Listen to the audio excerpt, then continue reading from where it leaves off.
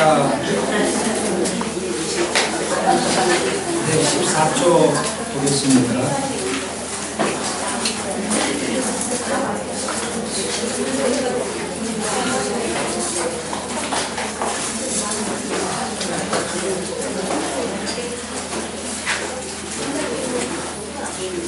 오늘 책 4권을 하게 되는데요. 사사기, 룻기, 사무엘상, 하 4권의 책을 하겠습니다. 4권의 책에 대한 전체적인 개관을 이해하시는 것 같아서 사사기는 책의 이름의 뜻으로 어떤 거는 그 내용을 알 수 있는 게 있어요.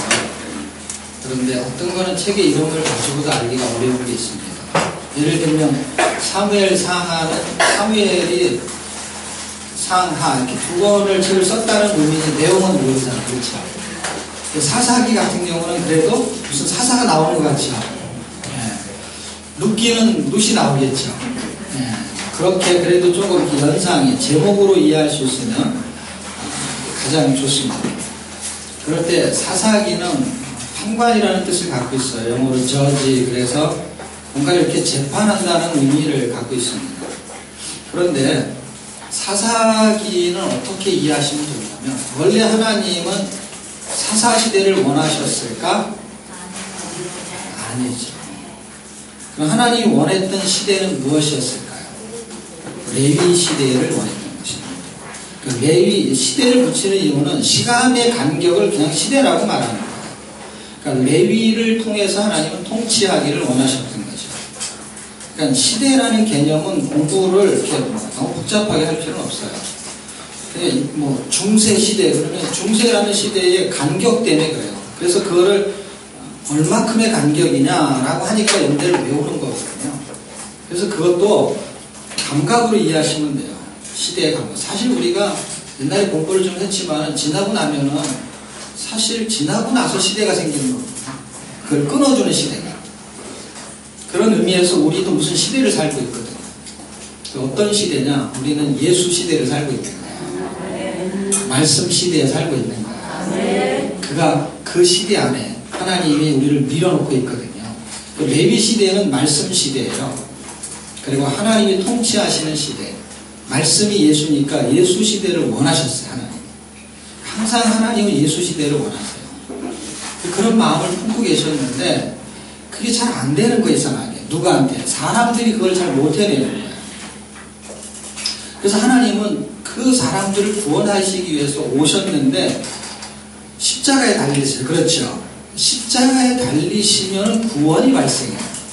그러면 구원을 발생시키는 게 목적이면 십자가로서 끝나면 돼요. 그래서 천국에 가면 되는 거예요. 그런데 그 예수님이 어디에 들어오세요? 우리 안에 들어오세요. 사람을 구원하시고 그냥 구원했으면 됐잖아요. 근데 사람 안에 들어오세요. 이거를 4글자로 뭐라 그러죠? 임마누엘이라고 해요. 2글자도 있기는 해요. 구원받지 못한 사람은 그냥 앞자 2자만 써요. 구원을 받아가 4자가 되는 거예요. 그래서 4자 성화라고도 하고 4자가 성을 내는 게 4자 성이잖아요. 어쨌든 임마누엘이 발생했다라는 건 의미가 있는 거예요. 잘 보세요. 성경은 쉽게 보면 굉장히 쉬운 거예요. 왜냐하면 똑같은 걸 반복하는데 구조만 다르게, 그 다음에 시대만 다르게, 그 다음에 인물만 다른 거예요. 그래서 사람들은 너무 복잡한 게 뭐냐면 시대 다르고 인물 다르고 지역이 다르잖아요. 그럼 그놈을 그때마다 다 외우려고 해요. 뭐 어디가도 상관없어요. 외우지 않아도 괜찮아요. 그리고 외울 필요도 없어요. 별로 중요하지 않기 때문에 외우지 않아도 되거든요. 사람들이 그걸 알아야만이 엄청 실력이 좋다고 생각해요. 그래서 성경 읽기인지 성경 공부인지 나중에는 그게 없어져 버려요. 어느 순간. 그런데 거의 뭘로 바뀌는 줄 아세요? 성경 읽기가? 성경 공부로 바뀌어요. 무슨 지리학을 연구할 것도 아닌데요. 지도 공부를 엄청 해요. 참 답답해요. 어떤 사람이 그것을 필요하고 또 알아야 될 상황이 있는 건 분명해요. 그런데 너무 필요 이상으로 가르쳐요. 그래 배우는 사람은 가르치는 사람의 우정을 전혀 모르기 때문에 그거를 알면은 뭐가 좋은 줄 착각하기 때문에 그걸 열심히 따라가고 어느 정도 숙지한 사람은 못하는 사람을 딱 보면 야 너는 그것도 모르냐? 이렇게 되는 거예요. 어느 날. 근데 사는 건 별 차이 없거든요. 주님이 우리 안에 들어오셨다라는 거는 뭘 요구하는 게 있기 때문에 들어오는 거예요.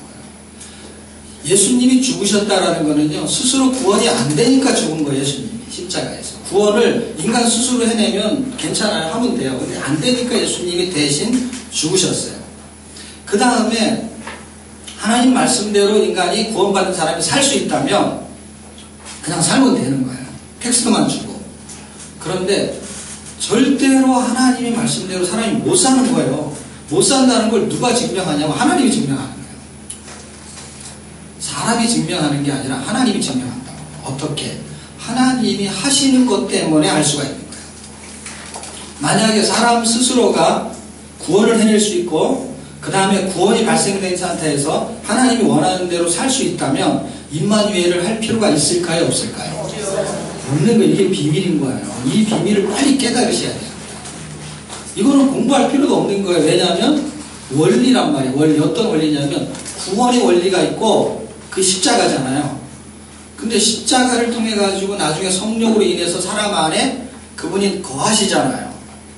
그리고 우리가 리뷰 시간에도 봤지만 데살로니가 전서 5장 9절 10절 이런 내용들이 다 그분이 우리와 함께 살기를 원하시는 거잖아요.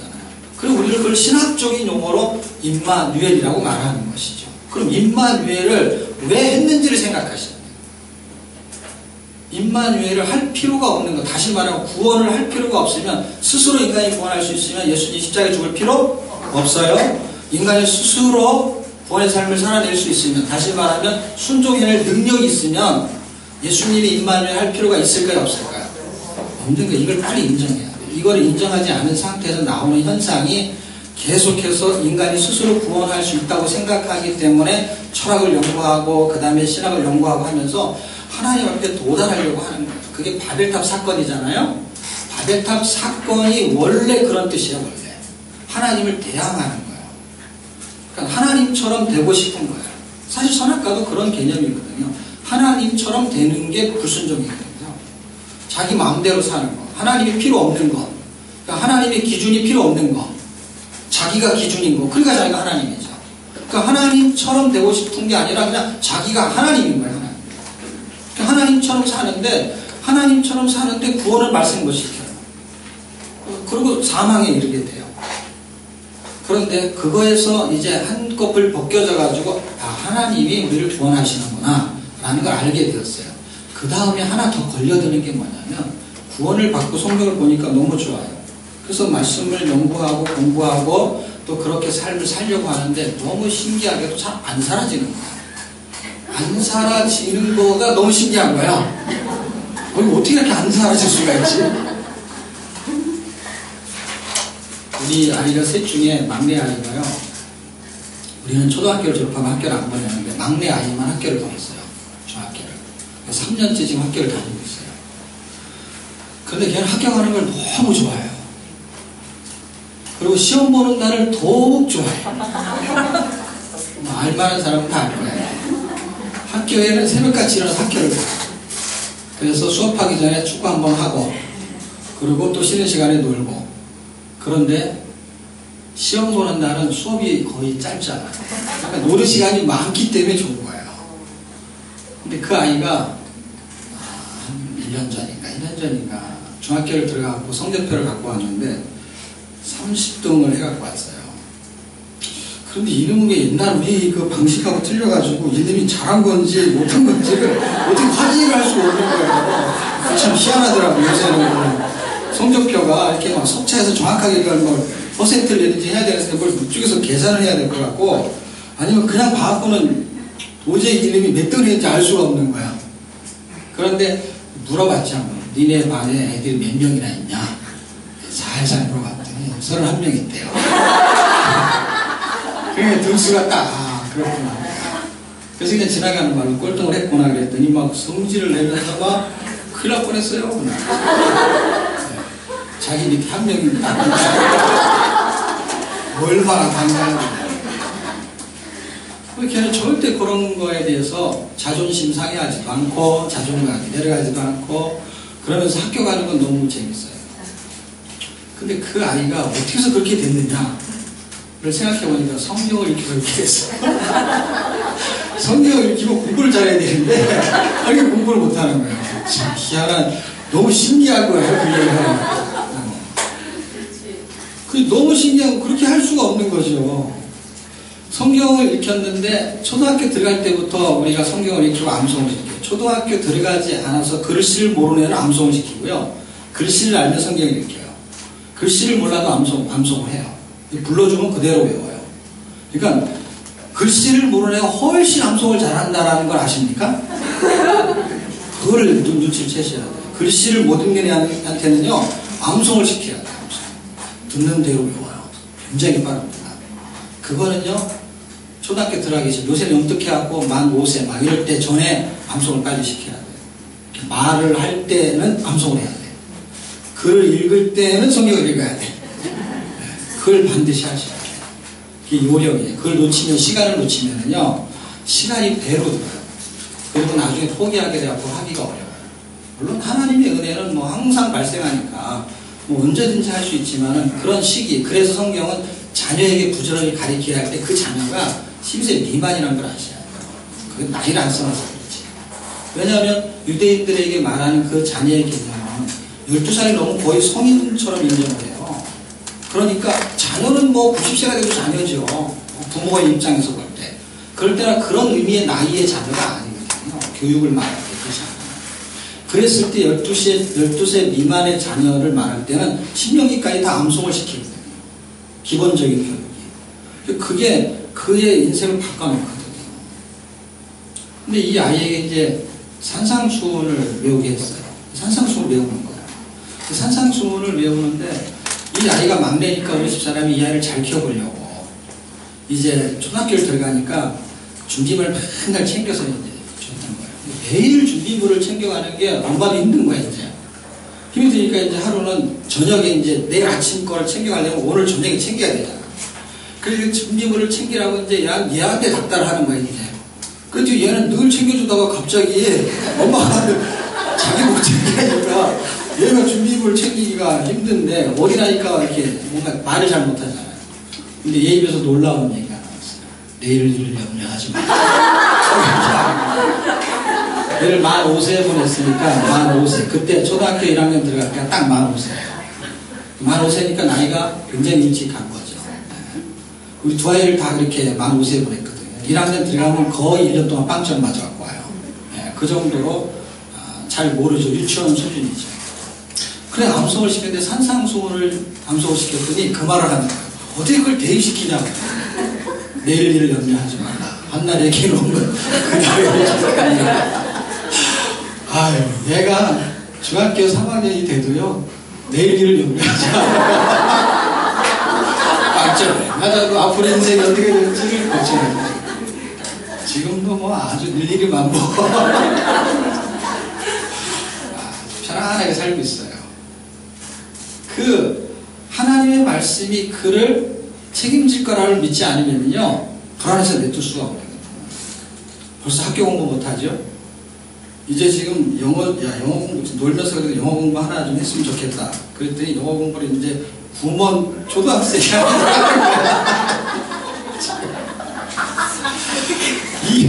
이걸 지금 하고 있어요. 그래 하나도 창피하지 않아요. 왜냐 그런 걱정은 부모가 하지 자기가 안 하는 거야. 부모가 창피하고 부모가 염려가 되는 거야. 근데 얘는 그때 그 말씀이 기억이 나는 거야. 뭐 에베소서 골로새서 이런 걸 암송시키잖아요. 그러면 거기서 말하는 걸 기억하고서요. 야 우리 가족이 이런 가족 같아. 이런 얘기를 하는 거예요. 성경이 사람을 교육시키는 거예요. 성경이 그의 인생을 성경이 책임져요. 할 때 성경이 이런 문자가 아니거든요. 성경 아까 말 모든 성경은 하나님의 감동으로 된 것으로 교훈과 책망과 바르게 함과 의로 교육하기에 유익하리. 하나님은 이 말씀을 가지고 당신의 백성을 통치하기를 원하셨던 거예요. 그게 사사시대예요. 그러니까 시대를 우리가 사실 사사기록을 써놓고 사사시대라고 할 수밖에 없었기 때문이었던 거예요. 왜냐하면 레위 시대를 원하셨는데 레위가 사사보다 더 많이 타락한 걸 아십니까? 그리고 성경을 읽어보면요, 정치인들이 있잖아요. 그 당시에 정치를 하는 사람들, 그 다음에 종교 지도자가 있잖아요. 그러면은 지도자잖아요. 그 사람들이. 사회의 지도자는 정치인이고요, 종교적인 지도자들은 제사장이라든지 뭐 선제 이런 사람들이잖아요. 그랬을 때 세상이 썩었어 그러면은 둘 다 썩는 거거든요. 다 썩는데 성경을 읽어보면은요, 종교적인 지도자가 더 많이 썩어요. 옛날이나 지금이나. 근데 성경도 그래요. 성경도 보면은 정치 지도자들은 그래도 뭔가 대비를 하면은요, 조금 더 나은 것 같은 거야. 그놈이 그놈인데 좀 나은 거야. 그처럼 종교로 썩는 것이 엄청나게 곤란해지거든요. 근데 사사기는 그것을 보여주고 있어요.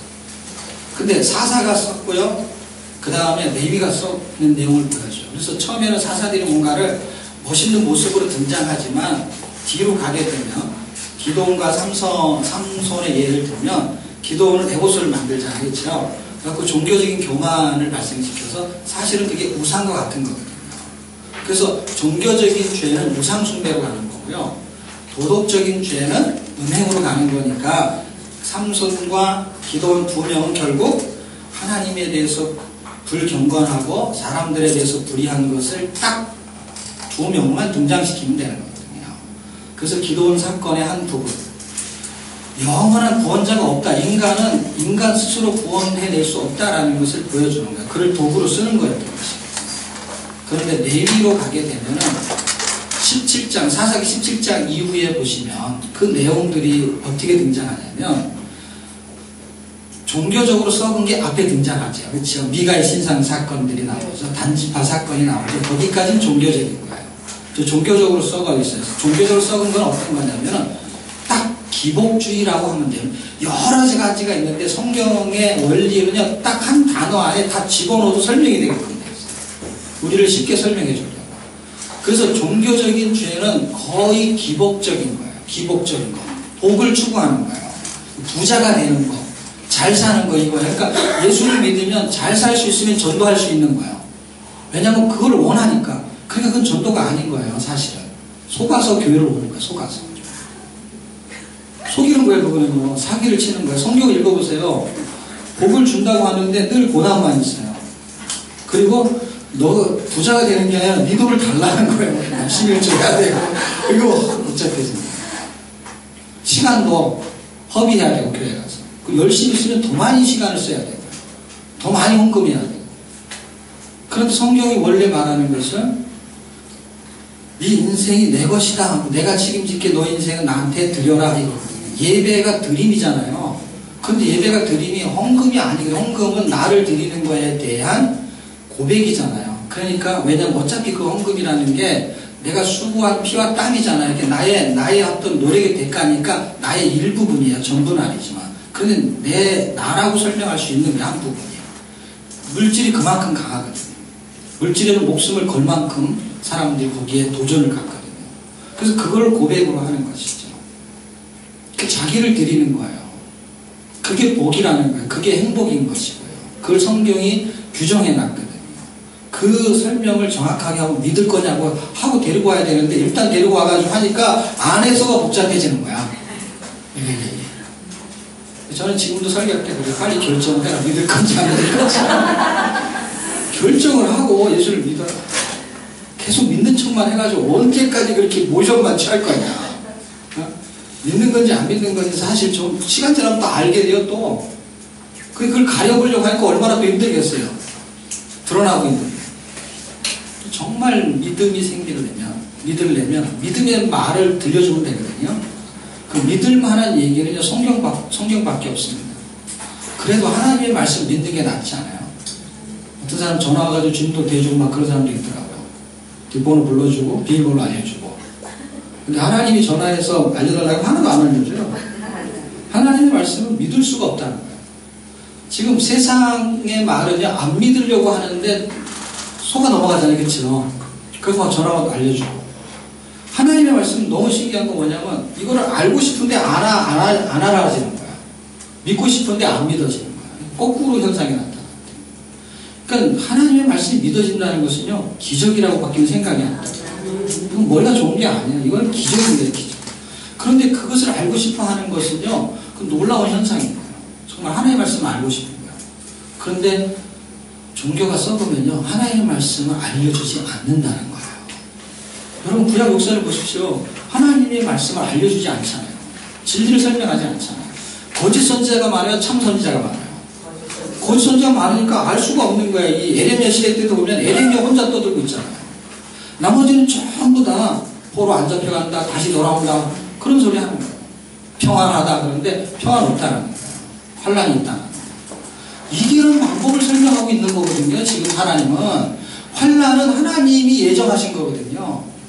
그러니까 하나님이 이미 결정하셨어요, 환란을. 그런데 어떻게 선지자가 환란이 없다고 말할 수 있냐고. 그건 거짓 선지자가 됩니다. 그러면 하나님은 환란이 있게 해놓고 그럼 뭘 설명해야 돼요? 이기는 방법을 설명하고 있었던 거예요. 그 교회는 이기는 방법을 설명해 줘야 돼요. 환란이 없는 게 아니라 어떻게 하면 이길 수 있는지.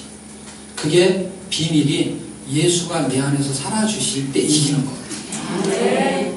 그래서 이게 임마누엘이잖아요. 임마누엘이 우리 안에 들어오는 분명한 이유가 있는 거예요. 그것 때문에 들어왔는데 그냥 여기다 딱 꼬다는 보리자루로 그냥 가만히 계시라고 하는 거죠.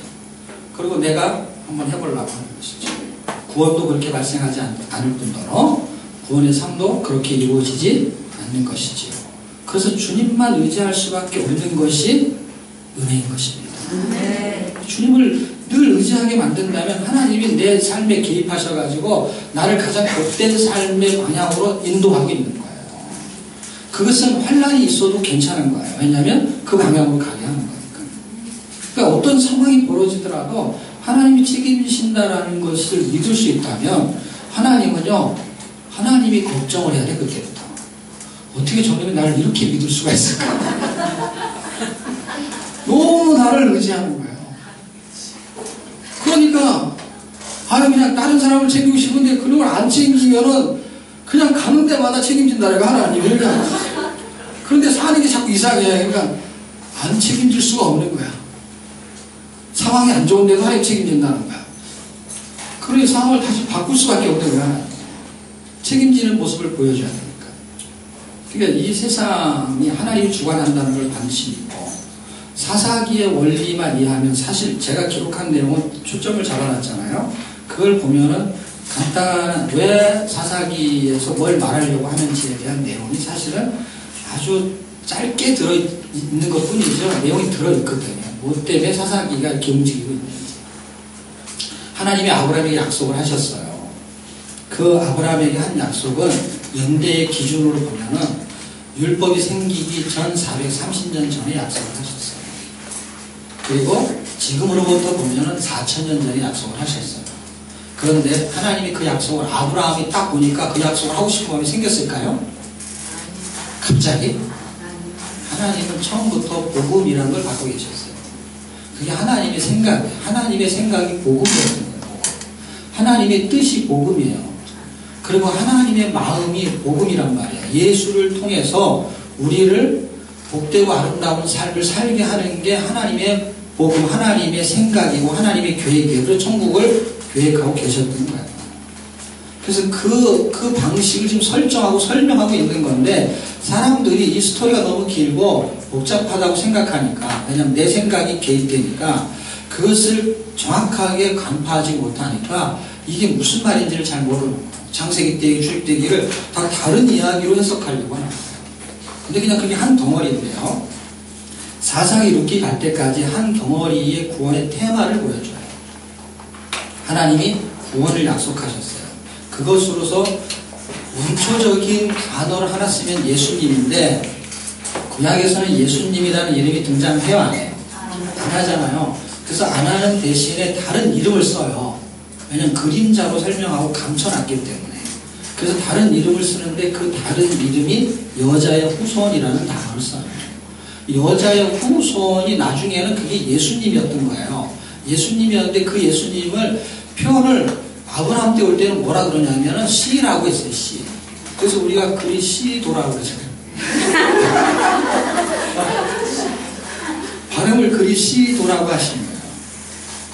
기리시도. 일본에 가면 기리시도 그래요. 기리시도. 비슷하게 해요. 발음 그대로 기리시도. 그러니까 뭐 별 차이가 없어요. 우리가 그리시도 해도 뭐 그냥 다 그리스도예요. 그런데 또 하나는 복이라는 단어를 써요. 그렇죠. 시가 여자의 후손이 복시 땅으로 설명하는 거예요. 이렇게 분포도 넓게 퍼지게 해서 그 예수님이 어떤 분인지를 좀 더 이렇게 설명을 잘 해야 되기 때문에 그분이 복이고 그분이 시고 그분이 땅이라는 거예요. 땅.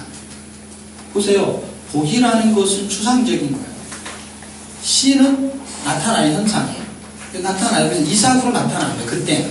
그런데 그 이삭이 그렇게 나타난 것처럼 이삭이 아니고 예수님이라는 거. 그렇게 모리아산에서 번제로 드려질 이삭 같은 자가 2000년 후에 예수님이라는 거예요. 그래서 그렇게 보여주는 것이 점진화되고 있는 거예요. 그 복은 뭐냐? 그 예수 그리스도가 우리 안에 임마누엘 되는 것을 복이라고 말하는 거예요. 임마누엘 되려면 그분이 번제로 드려서 죽어야 돼요. 그리고 들어오면 복인 거예요. 시편 133편 3절에 여호와께서 영생, 그러니까 복을 명하셨으니 영생이로다. 시편 133편은 석절밖에 없어요. 그 시편 133편의 3절이니까 얼마나 3,4만 말씀이에요. 3,4만. 그 3,4만 말씀이 복을 명하셨으니 영생이로다. 그 영생이 복인 거예요. 영생이 복이니까 그분이 우리 안에 있어야만 영생이고 그게 복인 거예요. 그 복을 지금 설명하고 있는데 보십시오. 돈과 생명 뭘 바꿀래 할 때, 그러니까 둘 중에 하나 뭘 선택할래 할 때 뭘 선택할 수 있어요? 돈을 선택할 거예요? 목숨을 선택할 거예요? 목숨을 선택하는 거니까 돈을 잃고라도 목숨을 건지려고 하니까 병원에 가는 거잖아요. 돈을 내고 살리는 거니까. 안 그러면 돈이 아까우면 돈 안 내고 그냥 죽으면 되는 거잖아요. 근데 돈을 집을 팔아서라도 목숨을 살리려고 하는 거잖아요. 그 돈보다 귀하다는 걸 사람이 아는데 그게 뭐 잘 안 돼서 그런 거예요. 돈이 없어서 그런 거지. 돈보다 더 중요한 거가 목숨이라는 걸 누구나 다 아는 것이죠. 그러니까 진짜 복은요, 부자가 아니고 부자가 부자죠. 아버지하고 나하고 부자지간이잖아요. 그게 진짜 부자라고. 그게 복이라고. 그래서 복을 명하셨으니 영생이로다 하는 그 명령을 누가 받고 왔냐면은 예수님이 받고 오신 거예요. 그래서 그 명령이라는 단어가요, 어디에 나오냐면요, 요한복음 12장 50절에 나오는 거예요. 나는, 예수님이 쓴 거잖아요. 나는 그의 명령이 영생인 줄 아노라. 이렇게 써 있어요. 그러니까 시편 133편하고 요한복음 12장 50절이 딱 매치가 되잖아요. 하나님은 영생을 명하셨어요. 그걸 복이라고 규정하셨어요. 그리고 예수님은 그 명령을 받고 오셨어요. 그런데 그 명령을 수행해야 되는데 자기가 죽지 않으면은 우리에게 영생이 발생하지가 않는 거예요. 그래서 그는 죽을 수밖에 없는 거예요. 주님, 하나님의 명령을 완수하기 위해서 당신은 죽어야 되는 거예요. 하나님의 명령이 우리에게 복이었단 말이에요.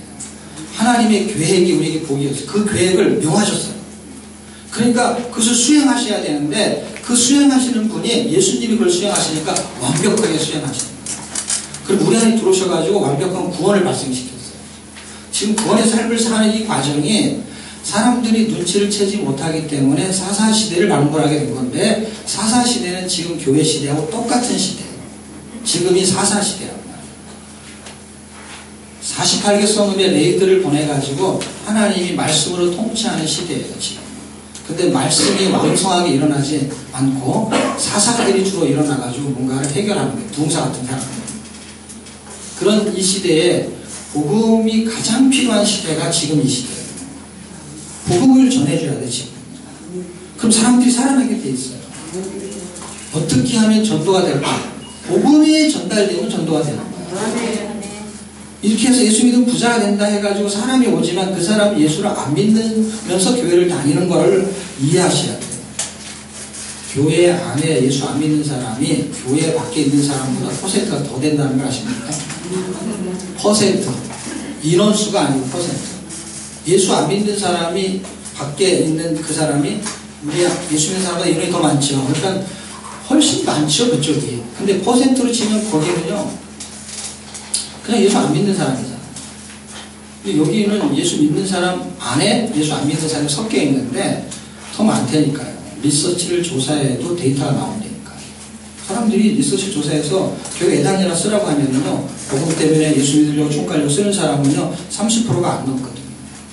그냥 종교 때문에 하나 이걸 품위를 유지하기 위해서라는 거에 척하는 사람이 있다니까요. 그런데 그게 퍼센트가 3가지를 리서치를 했는데 2가지는 거의 그 본질에 해당되지 않는 거거든요. 근데 여기가 약 60%에서 70% 가까이 바뀌어요. 그러니까 절반이 넘는 거예요. 절반이 넘는 사람이 넘는다는 건 대세가 그렇게 기울어졌다는 거잖아요. 그러니까 복음을 그 사람들은 듣기 싫어하기 때문에 복음을 안 전하는 거예요. 전하면은 교회가 절반으로 쪼개지는 거예요. 듣기 싫어하는 얘기를 하는데 누가 계속 교회를 나오겠어요. 그러니까 그게 듣고 싶은 소리인 거야, 우리한테도. 그게 괜찮은 거예요. 근데 정말 복음으로 살려고 하는 사람은 그 소리가 또 듣기 싫은 거야. 이게 반대 현상인 거예요. 그러니까 예수를 정말 잘 믿는 사람은 교회 다니는 게 진짜 힘든 거야. 아닌가? 제 말을 이해하시는 사람은, 정말 그 사람은 내 말이 뭔지 아는 사람은 이거는 설명할 필요가 없어. 너무 힘든 거야, 교회 다니는데. 아니, 교회를 예배 드리기 싫고 이런 사람이 교회 다니기 힘들어야 되잖아요. 근데 막 예배를 드리고 싶은 사람이 교회 예배를 얼마나 예배가 한국이요. 예배를 그래서 모든 예배를 다 다니잖아요. 새벽 예배 다녀요. 그런데 너무 힘든 거야, 그 사람은. 왜냐면 그 복음을 듣고 싶은 소리를 안 해주니까. 너무 신기한 시대가 되어버렸어요. 이게 사사시대예요. 그래서 그러면 교회가 썩었냐? 당연히 썩었죠. 어떤 교회가 썩었냐? 모든 교회가 다 썩었죠. 그게 사사시대잖아요. 그럼 사사기를 통해서 그럼 뭘 원하시는 거냐? 복음이 있는 사람이 빛으로 살아가는 거예요. 어디서? 그 교회에서. 그래야 그 교회가 빛을 발하죠. 그러니까 썩었다는 걸 비판하려는 뜻이 아니고 상황을 인식하라는 얘기를 하는 거예요. 비판하면 서로 좋을 게 없는 거예요. 그 상황은 분명히 인식을 해야 돼. 아니, 어두운 데를 알아야 거기다 빛을 켜죠. 그 등을 달죠. 어두운지야, 안 어두운지를 구분을 못 하는데. 어두운 구석이 분명히 있어요, 없어요? 있어요. 그러니까 그거는 비판하지 않고 분별력은 필요해요. 그럼 어두운 걸 어떻게 해야 되느냐? 내가 빛을 내야죠. 거기서 계속 비판을 하게 되면 자기도 어두워지는 거거든요. 나는 계속 뭐예요? 예수의 에너지를 살아내야지. 어두울수록 여러분이 필요한 거예요. 한 줄기 빛이 필요한 거예요. 소망이 있는 거예요. 그 한 구석에서 성경을 계속 읽어내는 거예요. 사람들 자꾸 그 모임 안에서 계속 소굴을 만들어서 성경을 읽히는 거예요. 프로그램을 안 해도 돼요. 그냥 성경 읽는 것은요, 아무도 목사님들이 뭐라고 안 해요. 뭘 한다고 하니까 뭐라고 하는 거지. 뭘 한다고 하지 말고 그냥 성경 읽는다고 하죠. 성경 읽는 모임을 그냥 읽기만 하는 게 읽기만 해요. 그러면 성령이 역사하십니다. 뭔가 역사를 일으키세요. 뭐 예통을 한다, 뭘 한다 이런 거 할 필요 없어요. 그냥 성경책 놓고 성경만 읽으면 되는 거예요. 성경만 읽어도 굉장히 충분합니다.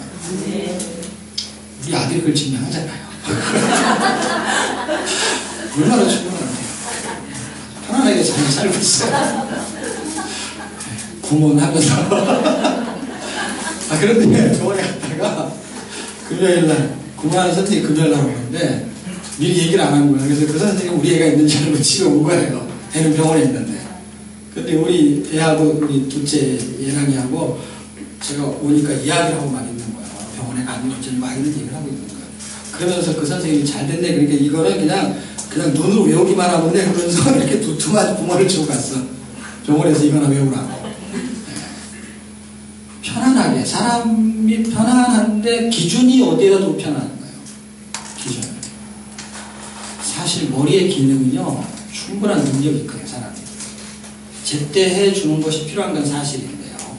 필요한데 진짜 제때해야 될 것이 뭐냐면요, 말씀이거든요. 네. 제때해야 될 게 이 세상의 학문은 제때하면 안 된다는 뜻이 아니라 그것도 제때해야죠. 제때해야 되는데 진짜 제때해야 될 게 있다면 하나님 말씀을 제때 가르쳐야죠. 그럼 나머지는 하나님께서 그의 인생을 책임질 걸 믿는 거예요. 그 믿음이 아니면 애를 키울 수가 없어요. 계속 뭐라고 해야 되는 거예요. 그럼 무슨 문제가 생겨요? 자녀하고 문제가 생기는 거예요. 너무 힘든 거예요. 그것 때문에 그럼 나중에 뭐도 힘들어져요? 목회도 힘들어지는 거예요. 뭐 가정을 살고 있으면 가정에 불화가 일어나는 거고 그런 거예요. 근데 결국 딱 그게 뭐예요? 공부 잘 못하는 거 하나잖아요. 따지고 보면. 그런데요, 제가 우리 아이가 큰아이가 아파서 그 이해가 되는 거거든요. 어떤 원리가 깨달아지고요. 그게 막 문제가 생기고 공부 못하는 것 때문에 막 얘기하다가 걔가 딱 아파버려요. 그럼 뭐라 그러는지 아세요? 공부 못해도 괜찮으니까 아프지 마라. 감기 걸린 거 말고 그냥 거의 죽을 병에 맞아 걸렸다고 치자고요. 공부 못해도 괜찮아. 그게 부모 마음이잖아요. 그러니까 처음부터 공부 못해도 괜찮은 걸 마음에 품고 있어요. 나중에 그렇게 할 거잖아. 어차피 나중에는 공부 못해도 괜찮다고 할 거잖아. 더 중요한 게 있으니까. 그것처럼 더 중요한 것이 하나님 말씀이에요. 질병에 걸려도 영원히 살 수 있는 거를 설명해야 되잖아요. 더 중요한 거. 그걸 자녀에게 놓쳐버리면 안 되는 거예요. 그 진리의 말씀을 부모가 책임져야 되는 것입니다. 그리고 그 레위 시대라는 것은 레위를 보낸다는 거예요. 그러니까 가정에도 있다고 생각하셔야 되는 거예요. 여러분의 가정이 레위라고 생각하시면 말씀을 맡은 자가 레위거든요. 하나님이 레위하고 언약을 체결하거든요. 말라기에 보면. 그래서 언약을 체결한 그 언약을 가지고 말씀을 가르치게 하려고 땅을 정복하면서 48개 성에 나눠가게 한 거잖아요.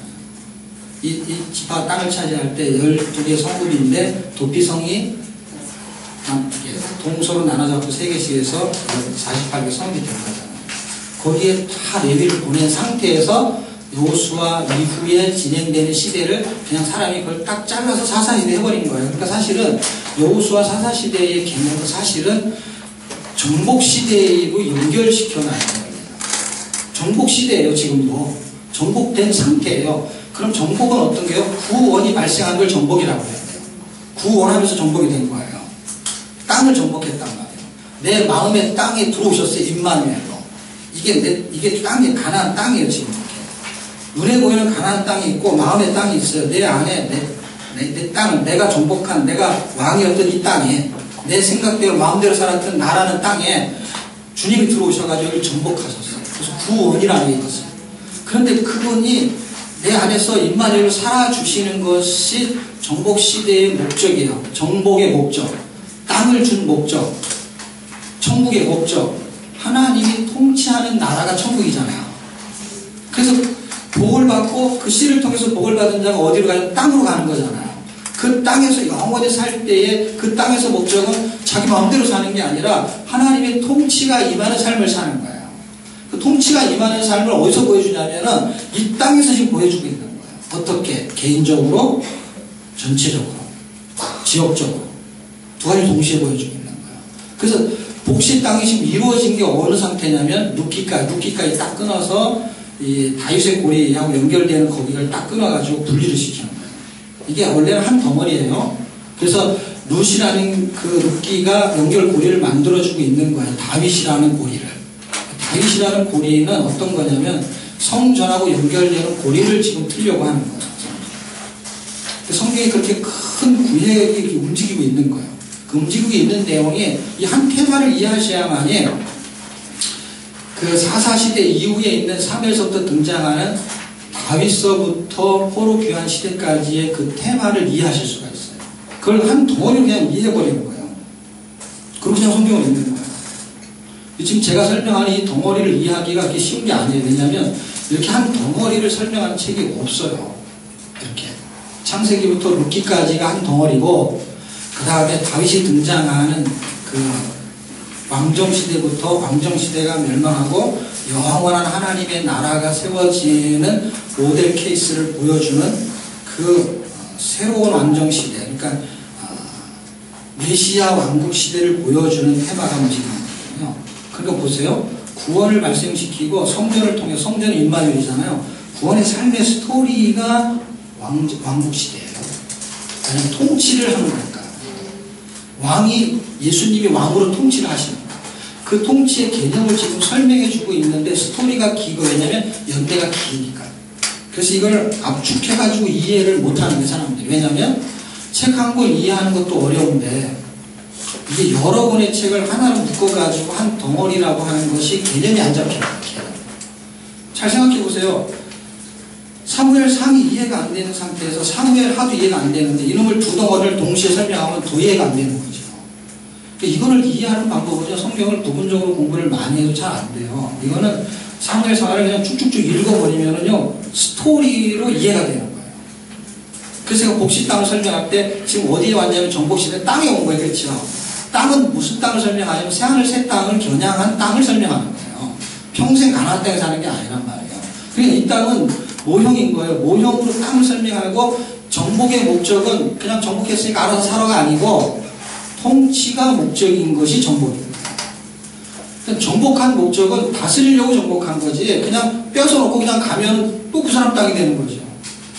여러분 그 알렉산더가 정복을 굉장히 많이 했잖아요. 정복을 하면서 그 사람이 통치를 해야 안 해요? 통치를 하려고 정복을 하는 거예요. 그 나라를 내가 통치하려고 그걸 정복하는 거예요. 그러니까 정복의 목적은 어디에 있는 거예요? 통치에 있는 거지 정복에 있는 게 아니에요. 그러니까 나를 정복한 거예요. 나를 구원한 게 정복이에요. 다른 단어로 말하면. 그럼 나를 뭐 하려고 구원하신 거예요? 통치하려고. 그거를 다른 말로 두 자로 하면은 예통이란 말이에요. 예수 통치가 임하게 하려고 나를 구원한 거예요. 이거 만들어 놓고 나니까 이름이 너무 똑같은 거예요. 예통. 예수 통치. 우리가 책으로 할 때는 예수 통독을 줄여놨는데 의미를 부여하니까 예통을 예수 통치라는 뜻이 돼버리는 거예요. 예수의 통치가 임하는 거예요. 그게 목적인 거예요. 그 목적으로 우리를 구원시킨 거예요. 근데 그 통치가 이루어질 때 통치자가 누구냐를 결정하는 건데 그 결정을 할 때 이미 결정은 된 건데 인정을 안 하는 게 인정을. 하나님이 사람을 창조하고 사람이 창조된 건데 아담이 그걸 인정 안 하는 게 선악과잖아요. 인정하면 먹어야 돼요? 안 먹어야 돼요? 안 먹어야 돼요. 인정을 안 해버린 거예요. 인정을 안 하면서 발생하는 것이 악순환인 거예요. 지금 사사기에 그 7번 반복하는 것이 선순환이에요? 악순환이에요? 악순환인 거예요. 죄를 짓죠. 그 죄를 통해서 뭐예요? 고난이 임하잖아요. 고난이 임하면 아프다는 식으로 뭔가를 구해달라는 요청을 하죠. 그걸 뭐 그냥 신학적으로 회개라는 단어를 쓸 수도 있고요. 어쨌든 그렇게 하게 되면 하나님이 한 구원자를 보낼 때 그 구원자의 이름을 그냥 사사로 명명한 거죠. 성경에는 사사라는 개념의 의미 별로 없어요. 그냥 구원자로 썼어요. 그리고 단어를 할 때 구원자인데 구원자가 지금 사실 우리가 성경 공부하면은 구원자가 몇 명 나와요? 12지파에 한 명씩 나오는데 몇 명일까요? 모르고 가르쳐주니까 걱정하지 마. 12명이 나와요. 정말로. 근데 12명이 나오는데 성경에서는 뭐라고 하냐면 한 구원자를 보내서 항상 그렇게 말해요. 근데 한 2번 정도는 반복해요. 한 명이라는 뜻이거든요. 구원자는 딱 한 명을 지금 말하려는 의도를 갖고 있는 거예요. 항상 한 구원자를 보낸다. 한 구원자. 왜냐하면 한자를 빼도 되거든요. 그리고 한 명이 넘거든요. 사실은. 12명이니까. 그런데 한 구원자를 보낸다라는 거는 사사는 누구를 계속 겨냥하고 있냐면 한 구원자 예수님을 겨냥하고 있어요. 그리고 그 스토리를 잘 이해하면 그 한 구원자가 분명히 예수님이라는 걸 알 수 있어요. 사사기의 사사의 끝은 삼손이잖아요. 삼손에서 마지막에 밝혀요. 그래서 그 지난번에 제가 몇 페이지를 읽어보십시오라고 했던 그 내용에 여호와의 사자가 예수님이라는 이야기는 사사기 끄트머리인 마지막 사사인 삼손에서 설명을 해요. 왜냐하면 그 구원자가 이 한 구원자들이 12명 나오는 그 사람들을 통해서 한 구원자를 설명하는 것이 예수님이라는 걸 드러내야 되니까 마지막에서 당신이 메시아인 걸 드러내는데 이름을 통해서 드러내요. 자꾸 이름을 물어봐요 사람들이. 근데 그 이름이 내 이름이 기묘다 이렇게 말해요. 근데 이사야서 6장 9절에 9장 6절인가요? 6장 6절인가요?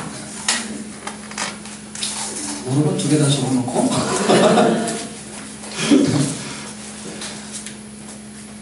9장 6절인지 6장 9절인지 9장 6절 같으네요. 9장 6절 맞나요?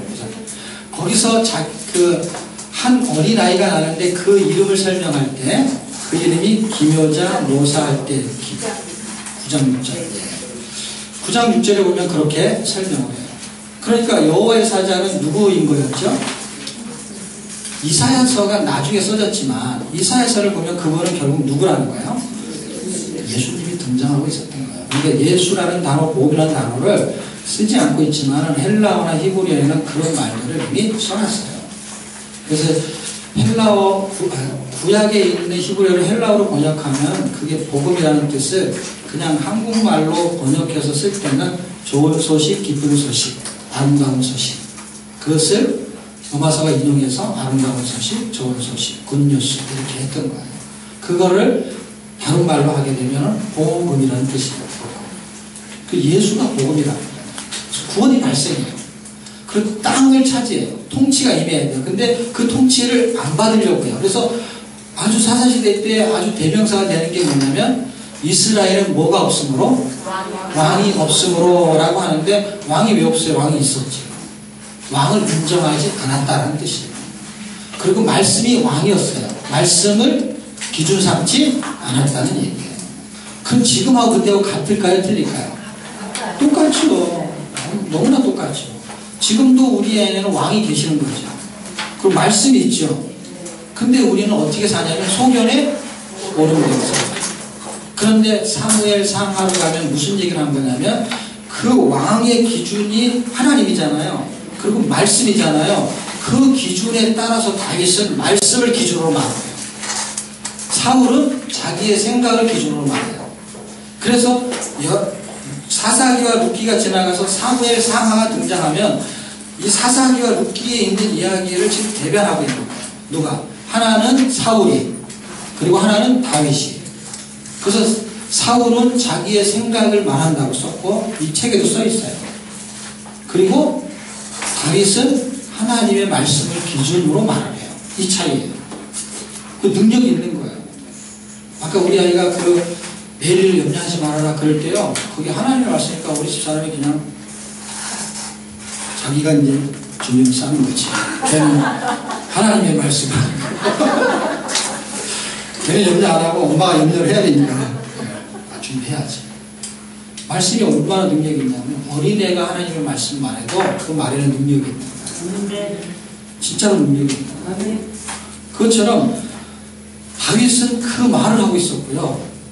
그 말을, 그 내용을 알았어도 자기의 생각에 오른 대로 살았던 사울은 자기 생각을 계속 하고 있어요. 그 길이 다른 길입니다. 그것이 지금 우리가 사무엘 상하까지 보여줄 내용이 전개가 그렇게 전개되고 있는 것입니다.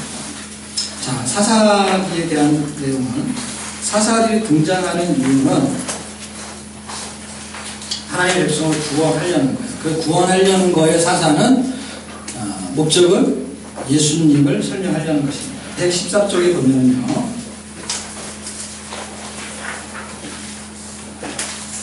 사사가 등장하는 이유 해가지고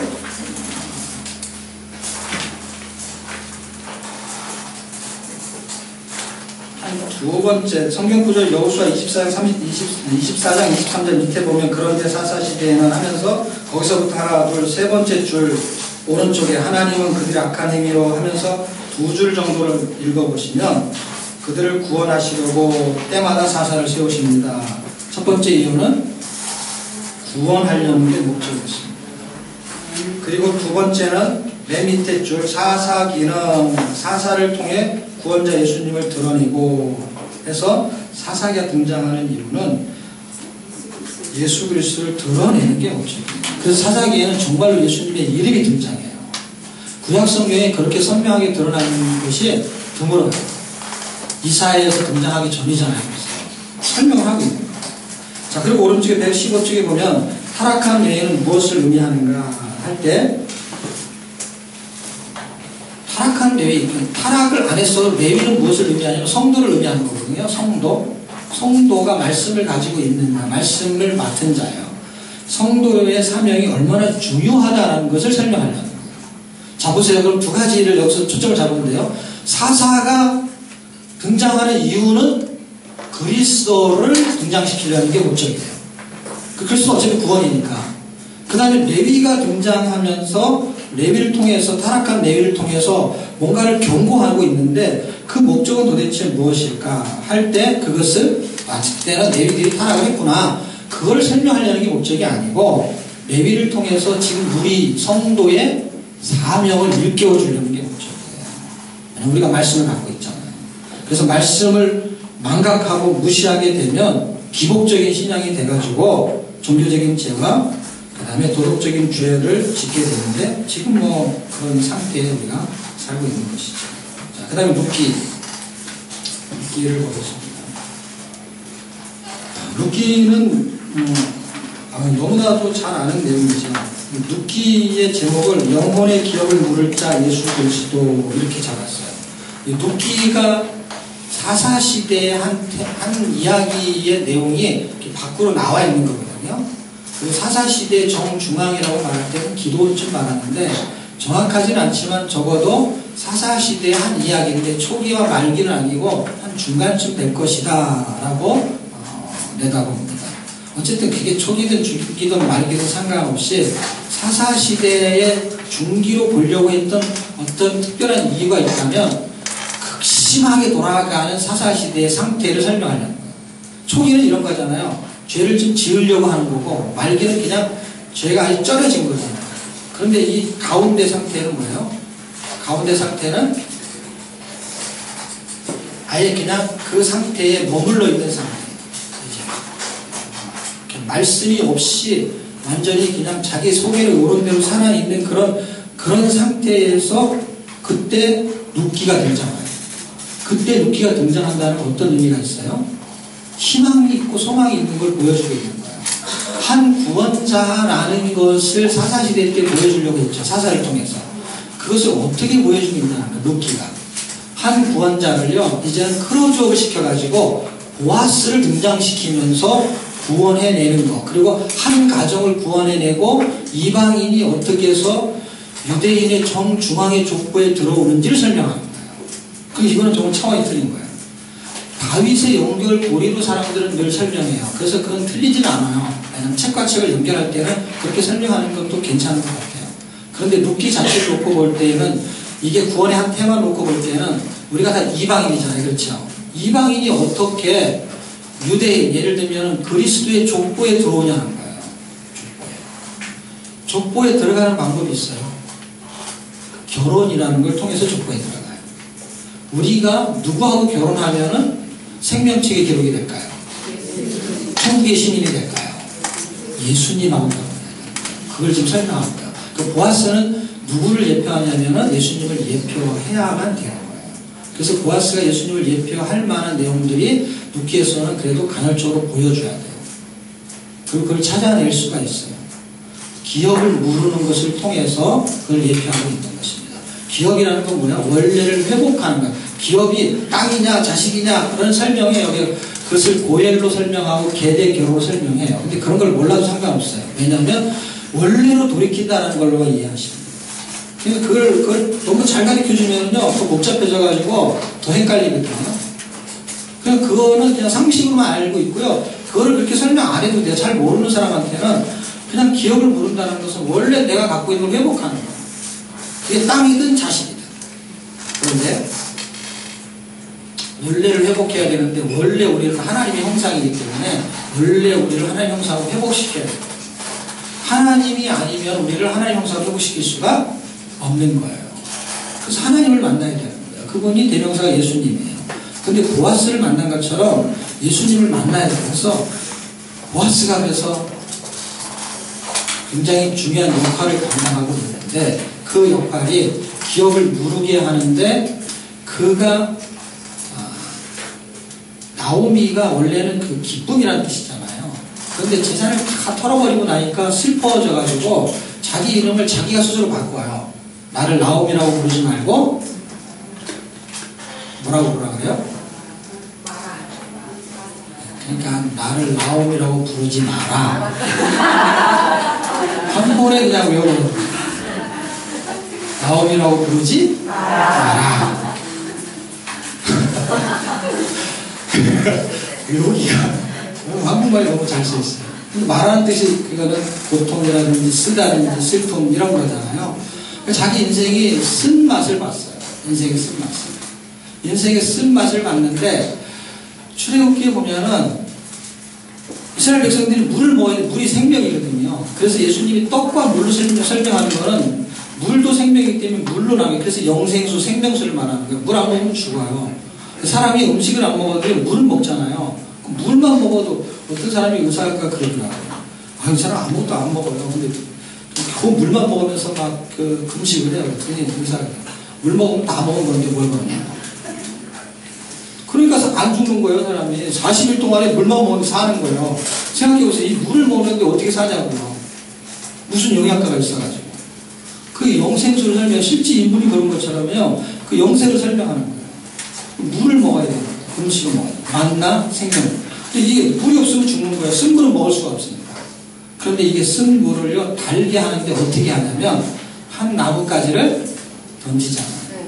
그 나뭇가지가 예수님의 십자가로 이렇게 좀 비화시킬 수는 있지만, 그 한 나무의 의미가, 그 어떤 역할을 통해가지고, 나무가 어떻게 달게 만드냐고. 나뭇가지 하나 잘라가지고 거기다 던지는데 그때부터 나무에서 무슨 물질이 나와가지고 달게 하면 그때만 먹고 나머지는 계속 써야 되는데 그것도 아니고 그냥 그런 단물로 그냥 바뀌어버리고 그 완전히 바뀌는 거예요. 쓴 인생이 그 노시 보아스를 만난 그것이 꼭 한 나뭇가지가 마라에게 딱 떨어진 것처럼 그의 인생이 완전히 바뀌었어요. 기쁨의 사람으로 어떻게 해요? 다시 돌아갔어요. 이게 기억을 물었다는 게 이런 뜻인 거예요. 기억을 물었다는 건 원래로 돌려보내는 거예요. 원래를 회복시키는 거예요. 그 영혼의 기억을 물을 자가 누구예요? 예수님. 영혼의 기억을 물을 수 있는 자. 그게 지금 룻기에서 해주는 이야기입니다. 몰락한 나오미의 가정을 룻이 보아스를 만남을 통해서 회복하게 되는 이야기가 등장합니다. 거기까지의 이야기를 보시고 지금 여기를 피시면 되냐면요. 사사시대는요, 여러분이 120쪽 하고요, 123쪽 그리고 126쪽 룻과 사무엘 등장합니다. 126쪽을 펴겠습니다. 지금 룻기까지의 이야기를 여기까지 이야기를 간단하게 설명한 거고 여러분이 제가 설명한 내용을 어떤 기준을 가지고 책을 읽으면 책은 제가 설명한 것보다 좀 더 이렇게 정확한 단어들을 설정해서 기록을 했어요. 짧지만 그 내용이 핵심이에요. 그 내용을 보시면서 필요한 내용을 알고 싶으면 성경 구절을 좀 더 찾아가 보시는 것이 좋겠습니다. 그래서 룻기까지는 그렇게 이해를 하시고 지금 사무엘 상하를 지금 하려고 하거든요. 사무엘 상하를 책을 보시면요.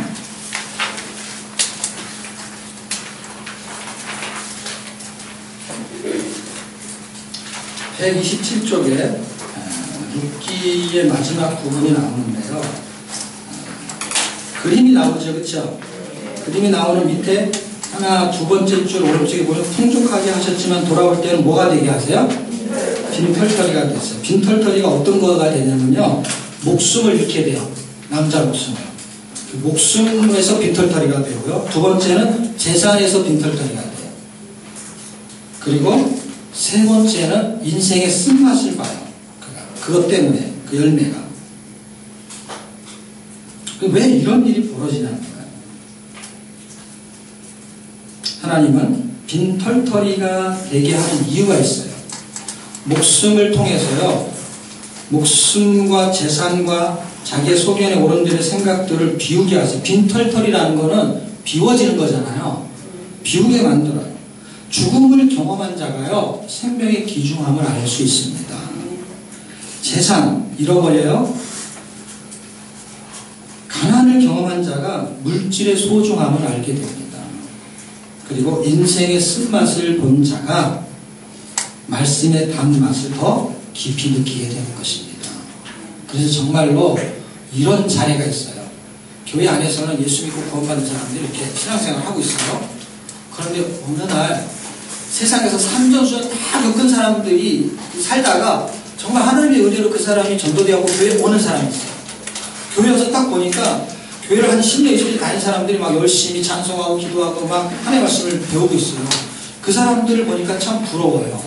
나도 저렇게 처음부터 교회를 다녔으면 좋았을 거야. 그러면서 교사하고 1년, 2년 지나면서 구역 예배도 하고 이렇게 교제를 하다 보니까 사람들이요, 하는 얘기가 전부 다 무슨 얘기냐면 자기가 옛날에 고생했던 얘기를 다 하나씩 하기 시작하는 거야. 그럼 너무 힘들다는 거야. 시어머니 때문에 힘들고, 자식 때문에 힘들고, 돈 때문에 힘들고, 사업 때문에 힘들고, 하나씩 얘기하는데 그 사람들은 그것 때문에 신앙생활 하는 걸 너무 힘들어. 그게 발목을 잡더라고요. 그런데 자기는 그 고생을 다 했어요, 안 했어요? 다 하고 교회를 딱 오니까 그것이 아무것도 아닌 거야. 그럼 이 사람들이 얘기하는 게 너무 웃음이 나오는 거야. 그냥 그렇게 인생의 쓴맛을 이미 경험한 사람이 진리를 딱 만나고 나니까 그게 아무것도 아닌 건데, 이 사람들은 진리를 안다고 하면서 인생의 쓴맛이 오니까 진리고 뭐가 다 필요 없는 거야. 그런 거를 경험해 보셨는지. 진리를 가지고 세상을 뚫고 가야 되는데, 이 진리를 모르는 상태에서 이미 세상에 어떤 어려움을 고난을 다 겪고 정말 살 필요가 없구나, 인생이 정말 어떻게 사는 게 진짠가 하다가 진리를 붙잡아서 교회를 딱 오니까 이렇게 살면 되는 거라고 딱 알고 그걸 뚫고 살고 있는데, 이 사람들은 진리를 알았다고 하면서 세상에 어려움이 오면은요 그냥 몸빵 그냥 뒤집어 쓰는 거야. 그리고 어떻게 뚫고 가는지를 말만 하지 뚫지를 못해. 근데 이 사람은 자신 있는 거야. 왜냐하면 내가 진리를 모르는 상태에서 뚫었거든. 고생을 다 해내면서. 그리고 진리를 알고 나니까 그것이 얼마나 값진 건지를 알았어요. 이거를 거꾸로 하고 있는 거야. 이 비밀을 알고 있는데 못하는 거고요. 이 사람은 몰랐었어요. 나중에 알고 나니까 그거를 이렇게 감당하는 건지를 알아버렸어요. 그래갖고 이 사람이 교회 온 지는 얼마 안 됐는데, 이 사람이 이제는 선생님이야. 아무것도 이 사람한테 말 못해요. 이 사람은 그렇게 살고 있어. 이미 이 사람은 그렇게 살고 있어. 그리고 그런 것을 어떻게 해요? 별거 아니야 이렇게 말하는데, 여기는 환난을 당해가지고도 그걸 이겨냈는데, 여기는 곤란한 일 가지고 이런 힘들어요. 그러니까 이 사람이 와가지고 이 환경을 보면 너무 곤란한 상황이야. 어떻게 말을 해야 될지. 교회가 이런 요지경이라니까. 생명이 있고 능력이 있고 말은 막 있다 해다는데, 사는 거를 보면은 예수 안 믿는 사람보다 못한 거야. 그 사람은 진짜 예수를 모르는 것뿐이지 그 사람한테 못한 거야. 자기가 와서 보니까 딱 그 현상인 거야. 완전 초등학교 수준인 거야. 그게 지금 교회 현실이에요. 빈털터리로 만들어내는 거예요. 빈털터리로 만들어내는데 나오면 그런 것을 경험하고 있는 건데요. 루시라는 사람이 거기 붙어갖고 지금 따라오고 있는 거거든요. 여러분 같으면 따라가겠어요?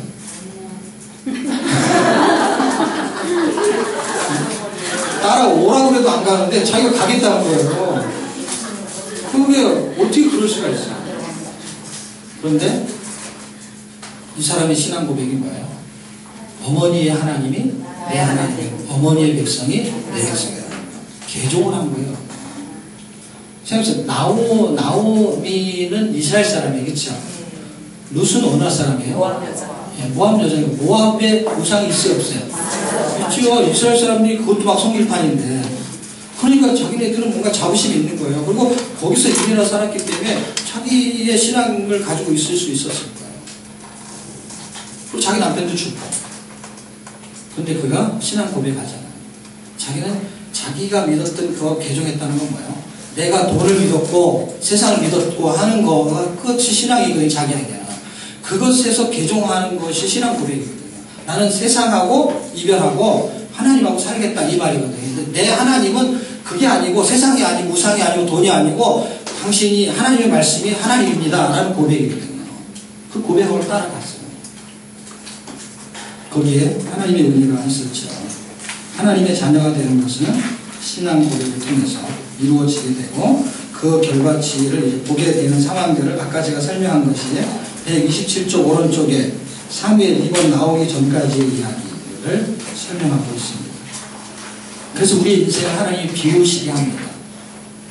그래서 사사기와 룻기를 큰 테마로 정리를 하게 되면, 사사기는 판관이라는 한문의 뜻인데 제가 이거를 한문을 그냥 죽을 사자로 다 바꾸면 딱 이거는 너무 정확하게 맞는 책 이름 같아요. 죽을 사자.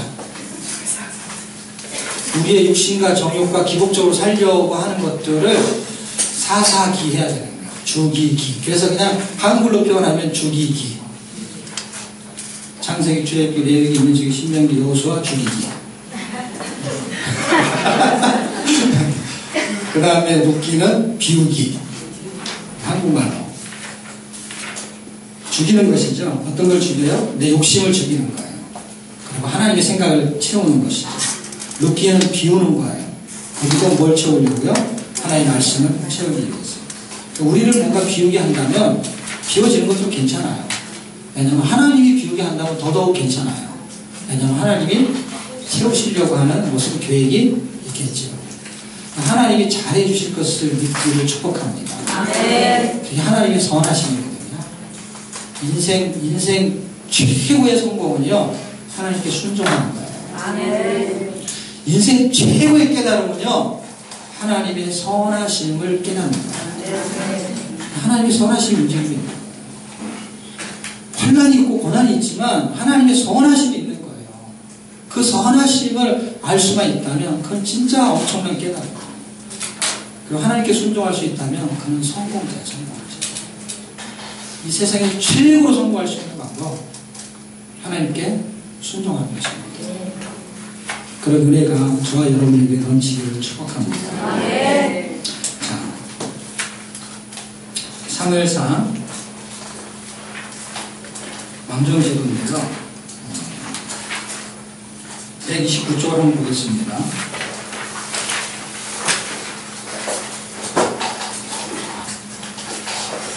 묻기까지가 그렇게 큰 테마를 가지고 있습니다.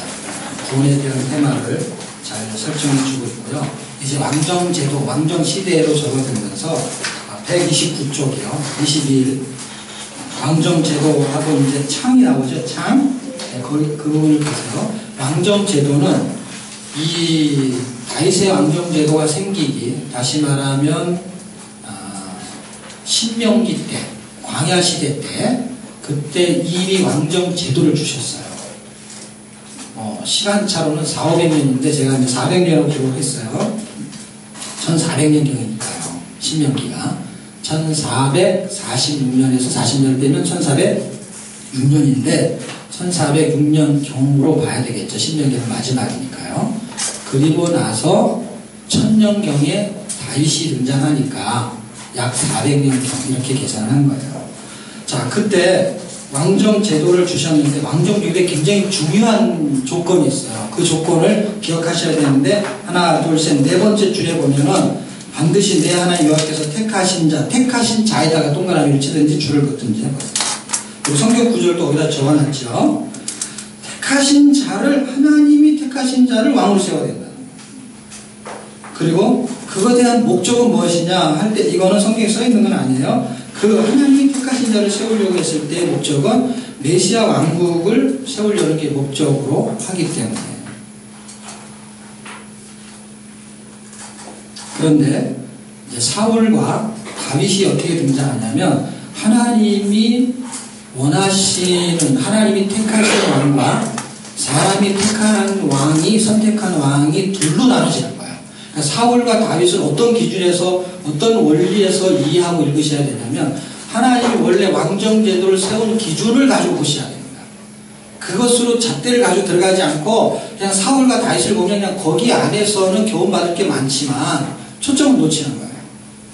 큰 줄기가 있는 거예요. 어떤 줄기냐면 반드시 하나님이 택하신 거예요. 하나님이 선택하신 거예요. 그 선택한 거에 대한 목적은 메시아 왕국을 겨냥하고 있는 거예요. 그랬을 때 사울은 하나님이 인정을 하지만 사실은 사람들이 택한 거거든요. 왜냐하면 나하스 그 왕을 죽이고 그가 사사처럼 구원을 해요. 그러니까 그 힘 있는 왕이 필요했는데 처음에는 사울이 별거 아닌 것 같았는데 전쟁에서 승리하는 거야. 그래가지고 사울을 왕으로 백성들이 인정을 하기 시작해요. 왕으로 막 적극적으로 세우려고 해요. 그러면서 사울과 다윗의 기준은 누가 세우려고 하는 거고 세우려고 하는 목적이 뭔지의 차이점이에요. 자, 방법은 왕정시대의 제도는 뭐냐 할 때 하나님이 생각한 왕정제도가 목적이고요. 방법은 하나님이 택하신 자를 왕으로 세우는 거고 목적은 하나님이 통치하는 나라를 세우려는 게 목적이에요. 그런데 사람이 생각하는 왕정제도는 힘 있는 자를 왕으로 세우는 거예요. 그래서 예수님도 왕으로 세우려고 했던 기억이 나십니까? 네. 임금 삼으려고 했던 게 힘 있는, 잘 먹고 잘 사는 기준으로 힘 있는 걸 말하는 거예요. 그래서 잘 먹고 잘 살려면 어떤 왕이 되냐면 잘 먹고 잘 살 수 있게 만드는 게 왕이 돼야 되는데 그런 왕을 세우려고 했던 거예요. 그래서 예수님도 그렇게 임금 삼으려고 했던 이유를 우리가 알 수 있습니다. 자, 인간이 통치하는 나라를 목적하는 거예요. 인간이 세우려고 하는 거예요. 하나님을 배제시키는 거예요. 사람들이 스스로 구원을 발생시키겠다는 거예요. 그리고 인간이 다스리는 나라를, 통치하는 나라를 세우려는 게 목적이에요. 지금 이것이 두 개가 동시에 대립하면서 움직이는 거예요. 하나님의 나라와 사람의 나라, 하나님의 왕국과 사람의 왕국이 어떤 대조를 했느냐 할 때 이렇게 대조를 해요. 사울을 통해, 사울은 이상하게 하나님을 대적하는 것들의 사건이 등장해요. 그런데 하나님이 원하시는 다윗을 통해서는요, 하나님이 원하시는 메시지를 다윗이 계속 말해요. 이것을 지금 대조하고 있는 거예요. 그러니까 사무엘 상하가 두 번이 크게 흘러가잖아요. 흘러가지만 내용은 심플하게 가는 거예요. 어떻게 해요? 하나님 선택한 왕이냐 할 때 하나님은 창세기에서부터 어느 지파를 선택해요? 유다 지파를 선택해요. 사울은 어느 지파예요? 베냐민 지파예요. 베냐민 지파의 사울은 사람이 선택한 거고, 그리고 사울의 왕국은 인간이 다스리는 왕국이기 때문에 기준이 달라요. 그것을 좀 살펴보려고 하겠습니다. 자, 129쪽에 보시면요, 하나, 둘, 세 번째 줄에 모든 나라와 같은 왕을 원하는 이유는 무엇인가 할 때 그 밑에 줄에 보면 잘 먹고 잘 살고 싶은 마음, 그 밑에 줄에 보면은 정치적인 왕을 원해요. 우리의 싸움을 싸워주자. 그 성경 구절이 사무엘상 8장 19절 20절 적어놓은 것을 참고하라는 거예요. 왜냐하면 그것을 제가 요약해서 글로 쓴 거예요. 그러니까 사실 이 책은요, 성경에 있는 줄거리를 요약해가지고 글로 그냥 만든 거예요. 그래서 참고할 수 있는 성경 구절을 달아놓은 거예요. 그러니까 사무엘상 8장 19절 20절을 그냥 쓰지 않고 그거를 그냥 문장화시킨 거예요. 이 글처럼. 그래서 두 개를 혼용해서 찾아서 보시면 더 이유를 알 수 있을 것 같습니다. 그리고 요한복음 맨 밑에 보면 요한복음 6장 15절 써 있잖아요. 거기서 제가 아까 설명했던 임금 삼으려는 목적이 써 있어요. 알겠죠? 그런 내용들이 성경에 써 있고 그것을 같이 붙여놓은 거예요. 왜냐하면 사람들의 마음은 다 똑같기 때문에 그렇습니다. 그때 사울을 왕으로 세우려고 했던 마음이나 그리고 그때 예수님을 왕으로 세우려고 했던 마음이 같단 말이에요. 그러니까 우리의 마음도 같아요. 우리도 하나님을 왕으로 섬기는 이유가 이럴 수 있다라는 거예요. 이럴 수 있다. 그러니까 성경을 공부한다는 것은 역사 속에서 2000년 전에 이스라엘 백성이 그랬냐? 그리고 3500년 백성. 3000년 전에 다윗 시대 때도 그랬냐? 지금도 그러냐? 그렇다는 거예요. 그러니까 성경은 지금 우리 시대의 내 마음을 아주 적나라하게 보여주고 있는 거야. 이게 남의 얘기가 아니죠. 내 얘기를 하고 있는 거야. 그러면은 지금 우리 마음이 다윗과 같은 마음일까요? 사울과 같은 마음일까요? 사울 같은 마음이 많죠. 그렇지 않은 사람은 분명 뭐 있겠죠. 그렇지만 대부분의 사람들이 사울 같은 마음이 자기 생각을 말하죠. 자기가 잘 살고 싶죠. 누굴 통해서? 하나님을 통해서. 그걸 복이라고 생각하는 거예요, 사람들이. 그런데 어떻게 복이냐면 하나님을 위해서 내 인생을 드리는 게 복이라는 거예요. 신명기 10장 12절 13절의 말이 그 말이에요. 그게 복인 거를 자녀에게 가르치라는 게 계속 공부 좀 못해도 괜찮으니까 네 인생을 하나의 책임이라는 걸 믿어라. 이걸 믿지 못하니까 사람들이 부자가 되는 걸 가르치는 거야. 어떻게? 그래도 공부를 잘해야 부자가 될 수 있는 길이 열리니까. 그래도 뭘 할 줄 알아야만이 잘 살 수 있으니까 하는 게 사람의 생각이에요. 사람의 생각을 뛰어넘는 게 하나님의 생각입니다. 그걸 믿는 사람은 어떠한 방식으로 하시느냐, 우리가 상상을 초월하는 방식을 쓰시기 때문에 제가 설명할 수가 없는 거예요. 왜냐하면 하나님이 창조자잖아요. 지금 제가 말하는 것까지 창조적으로 하나님이 역사하시거든요. 창의적인 생각은 사람에게 있지 않고 하나님한테 있는 거예요. 어떻게 할 줄을 모르는 거예요. 그런데 보세요. 어떻게 할 줄을 모르는 것이 훨씬 기대감이 큰 거죠. 놀라운 것이죠. 그러니까 엄청나게 익사이팅한 거예요. 예수 믿는 거는요, 놀라운 거예요. 금방 안 좋은 일이 벌어져도요, 익사이팅한 거예요. 왜냐면 반드시 하나님이 어떻게 하실지의 선하심을 설명은 못하지만 그것을 인지하고 있는 거예요. 어느 때인지는 모르지만 반드시 그렇게 하실 거예요. 어느 때인지 모르지만 천국은 예비되어 있잖아요. 그걸 인지하고 우리가 사는 거잖아요. 그걸 그냥 확실히 믿어버려야 돼요. 우리의 싸움은 믿음의 싸움입니다. 믿음이 생기셔야 돼요. 왕정제도를 몰라도 괜찮아요. 그런데 이걸 인지하셔야 돼요. 하나님이 왜 왕으로 우리에게 오시려고 하는지, 그리고 우리가 왜 그분을 왕으로 모셔야 하는지, 그래서 이 두 가지의 마음이 우리 안에 늘 존재한다는 거예요. 그래서 그거를 사사기해야 된다는 거예요. 죽이고 눕기, 비우기를 하는 거예요. 빈털터리가 되는 거예요. 내 생각이. 내 생각을 털어버리세요. 톡톡 털어버리세요. 탈탈 털어버리세요. 털릴 때 그냥 확 털리는 게 좋아요. 그걸 계속 갖고 있으면 나중에 또 털려야 되고, 집수리해야 되고, 문 고쳐야 되고, 복잡해진다. 인생이 복잡해져요. 왕정제도에 대한 기준을 그렇게 잡으시고, 이제 130쪽에 가면요, 두 단으로 되어 있으니까 왼쪽이 되어 있죠. 왼쪽으로서 읽게 되잖아요. 그랬을 때 두 번째 패러그래프 단락에 보면 그들이 행한 모든 죄, 왕을 구한 악을 더한 것 하면서 사무엘상 12장 19절 성경 구절을 적어놓고 설명을 달아놨습니다. 왕을 구한 것이 도대체 왜 이렇게 큰 악이냐는 것이죠. 세상에 왕을 구한 거거든요. 잘 먹고 잘 살려고 하는 왕을 구한 게 도대체 무슨 악이냐라고 했을 때 그 악의 개념은 이런 거예요. 그들 자신이 스스로 잘 살아보겠다는 교만이에요.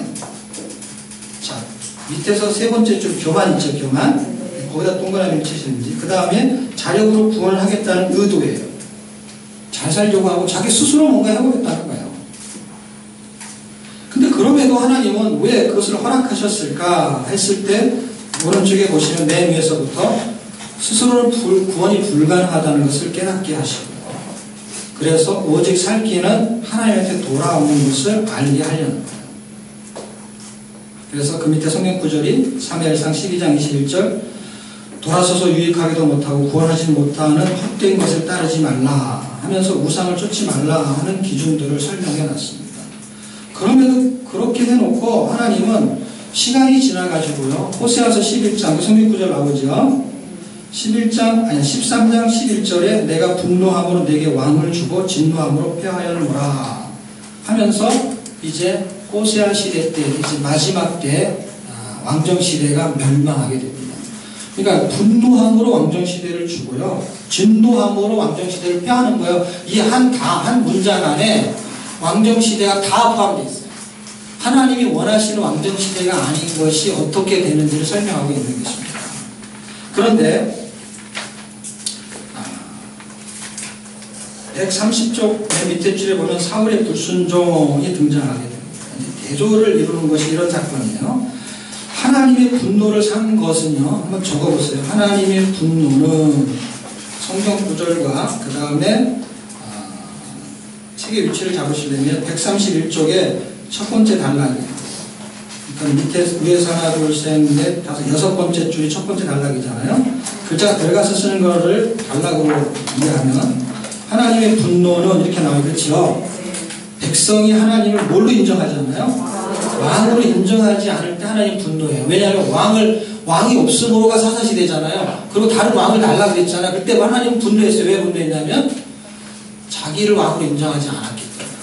그래서 분노하는 데도 주셨어요. 그게 불신앙에 해당되는 거고요. 그 다음에 하나님의 진노는 그 다음 줄 나오죠? 하나님 외에는 구원자가 없음에도 불구하고 우상을 만들어 섬기게 돼요. 진노하세요. 그런데 이것을 대표성을 누가 보여주냐면 사울이 보여줘요.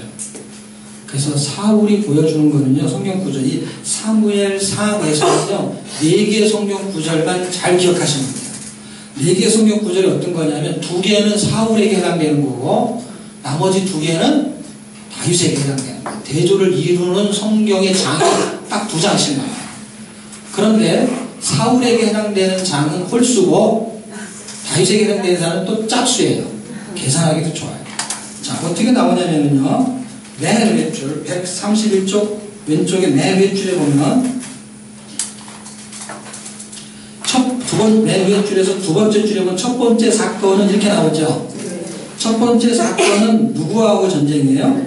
블레셋이요. 그 다음에 두 번째 사건은요, 아말렉 전쟁. 이 두 가지를 지금 하나님의 분노와 진노를 사게 해요. 하나님의 분노는 뭐예요? 하나님을 왕으로 인정하지 않는 거라 그랬죠. 근데 그게 13장에 나와요. 블레셋과의 전투는. 그리고 15장은 누구하고 전투라고 했죠? 아말렉의 전투. 아말렉의 전투는 하나님의 진노를 사게 해요. 하나님의 분노를 사게 하는 것은 불신앙에 해당되는 거예요. 하나님을 인정하지 않는 거니까. 그 다음에는요, 하나님의 진노는 뭐냐면은 불순종하는 거예요. 다른 걸 자꾸 찾는 거예요. 우리가 구원받았는데도 하나님을 의지하는 게 아니라 자꾸 돈을 의지해요. 자식을 의지해요. 그것이 불신앙인 거예요. 불신앙. 불순종인 거예요. 하나님을 섬겨야 되는데 자꾸 다른 걸 섬기는 것이죠. 자, 그 내용은 15장 사건이 나오는데요. 불순종을 통해 가지고 우상이나 전리품을 찾게 되는 것이죠. 자, 이 두 가지 사건에 대한 이야기는 두 번째 단락에서부터 설명을 하고 있는데, 첫 번째에 해당되는 13장 블레셋과의 전투는 제사장의 영역을 침범하는 것이죠. 번제를 드리는 건데, 이 번제는 사실 구원을 설명하려는 게 목적이거든요. 근데 왜 이 사울이 번제를 드릴 수밖에 없었을까? 이 상황이. 여기에서는 제가 이 질문할 내용을 이렇게 책으로 쓰면 참 좋은데, 그렇게 되면 굉장히 책이 두꺼워진다는 걸 아시죠? 그렇죠? 그래서 그냥 이렇게 질문을 던지는 거, 결론을 내고, 그런데 여러분이 13장의 분위기를 만약에 잘 안다면, 왜 사울은 사무엘이 오기 전에 번제를 드릴 수밖에 없었을까요? 그의 입장에서 해석을 한다면. 전쟁에서 질 것 같은 거예요. 이 번제를 안 드리면. 그럼 번제를 드리면 이길 것 같은 게 맞습니까? 이길 것 같은 거예요. 그럼 이거는 잘 먹고 잘 사는 문제입니까? 생존의 문제입니까? 생존의 문제를, 구원의 문제를 설명하려는 거예요. 안 그러면 죽는 거예요. 눈으로 나타나는 현재 전쟁에서 죽는 게 생존이잖아요. 죽는 일이 결국 뭐예요? 삶과 죽음을 설명하려는 거예요. 이는 자기 스스로 구원을 해보려고 하는 거예요. 지금 죽게 생겼으니까 뭘 해야 돼, 자기가? 살 수 있는 방법을 택해야 되는데 자기가 번제를 드리는 거예요. 사람 스스로는 구원이 발생하지 않는 거예요. 예수님이 대신 죽어주셔야 돼요. 하나님이 번제를 하나님이 직접 행하셔야 되는 것이죠. 근데 지금 죽게 생겼으니까 어떻게 자기가 자기 노력을 한번 해본 것이죠. 그것이 생존의 문제이기 때문에 그렇습니다. 안 그러면은 죽을 수밖에 없기 때문에, 전쟁 때문에. 이기기 위해서, 살기 위해서 싸워야 되는 것이죠. 싸우는데 자기가 한번 싸워보려고 하는 것이죠. 자기 방법을 가지고. 하나님을 기다릴 수가 없는 거예요. 의지할 수가 없는 거예요. 왜냐하면 지금 사람들이 다 도망가고 있고요. 전쟁에서 뭐가 지금 승패가 알리냐면 사기가 완전히 저하돼가지고요. 이렇게 싸우다가 다 죽게 생겼어요. 이렇게 살다가는 다 지옥 가는 거니까 뭔가를 해야 되는 거예요. 뭔가를. 더 약을 먹고 더 건강해져야 되고 더 잘 살아야 되고 막 뭔가를 하지만은 결국 자기 스스로는 구원이 발생하지 않습니다. 이 두 가지 사건이 13장과 15장이 하나는 하나님의 분노를 사고 하나는 하나님의 진노를 사는데 이게 딱 구원과 구원의 삶을 같이 대변해요. 어떻게 대변하냐면 하나님이 없이는 구원이 발생하지 않고 하나님 없이는 모두 발생하지 않을까요? 구원의 삶도 발생하지 않아요. 그러니까 불순종을 계속하는 거예요. 불순종. 구원도 스스로 해낼 수 없고 순종도 스스로 해낼 수가 없는 거예요. 그래서 15장에 가는 사건 때문에 나타난 게 뭐예요? 순종이 제사보다 낫다 이런 얘기를 한 거예요. 제사 안 지내도 되니까 어떻게 해요? 순종하는 거예요. 그 성경 구절 어디다 달아놨냐면 131쪽 위에서 세 번째 줄에 사무엘상 15장 3절, 11절, 22절, 23절 이렇게 썼어요. 사실 15장의 이 핵심되는 부분을 잘 읽으면 이해할 수 있습니다. 불순종하는 것이 뭘로 설명하냐면요. 우상을 섬기는 걸로 설명했어요. 여기에 지금 제가 글을 안 썼지만 성경 구절을 읽으시면은 여러분이 아실 거예요. 우리가 잘하는 건 어떤 것만 아니면 그 다음 구절은 잘 모르고 순종이 제사보다 낫다는 것만 아는 거예요. 순종이 제사보다 낫다는 그 다음 구절들을 읽으면 뭐라고 써있냐면 너는 사술의 죄가 같고 그 다음에 우상을 섬기는 것과 똑같다. 네가 불순종하는 게. 너는 지금 우상 숭배를 하는 것이지 나를 섬기는 게 아니라. 그럼 우상 숭배를 하는 거 어떻게 이 아말렉의 전투를 완전히 진멸하는 거죠. 진멸하는데 진멸해 안 해요? 안 하죠. 아각을 살려주잖아요. 물론 사무엘은 나중에 죽이지만 그 씨가 살아있는 것이 500년 후에 나타나요. 어디서? 에스더에서. 그 아각 자손이 누구예요? 하만이에요. 하만.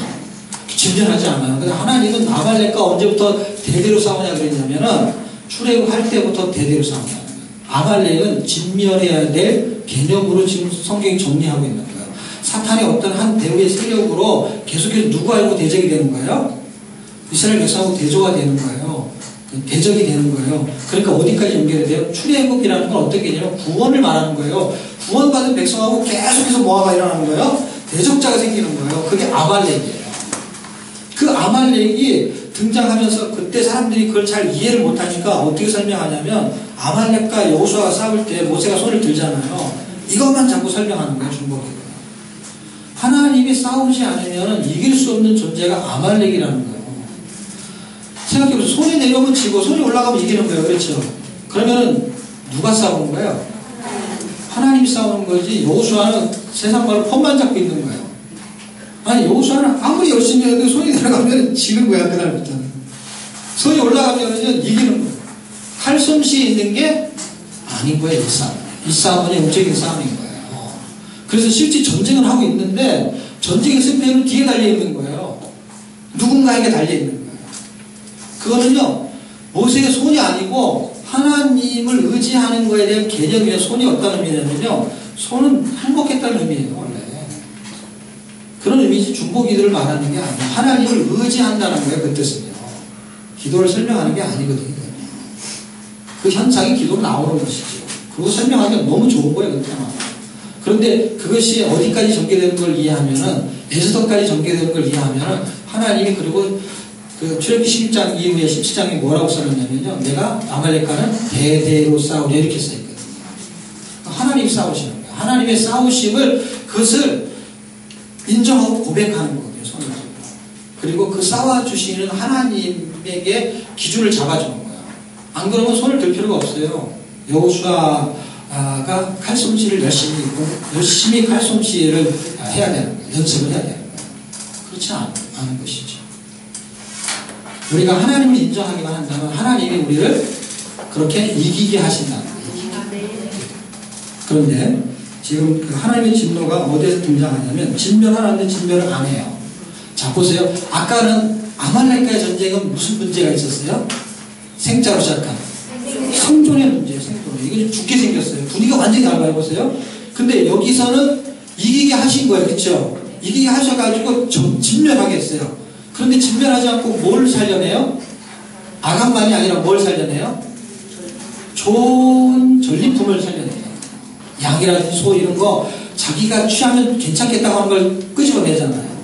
그런데 그걸 완전히 다 죽이라고 했는데 살려내는 거야. 그러면서 뭐라고 말을 해요? 하나님께 드리려고 한다는 거야. 거짓말이었거든요. 자기가 가지려고 했거든요. 이 마음이 다 우리 마음하고 비슷한 거예요. 똑같은 거예요. 우리의 마음이거든요. 그래서 이걸 하나님이 진노하시, 이걸 진노해요. 그런데 그것이 말은 그렇게 하지만 자기가 갖고 싶은 거예요. 변명을 해요. 근데 다윗은 그렇지 않거든요. 나단이 왔을 때 어떻게 해요? 변명하지 않거든요. 밧세바를 만났을 때 그럴 수밖에 없는 상황이 똑같은 거예요. 사울도 그럴 수밖에 없는 거예요. 욕심을 죽이기 원하는 거예요.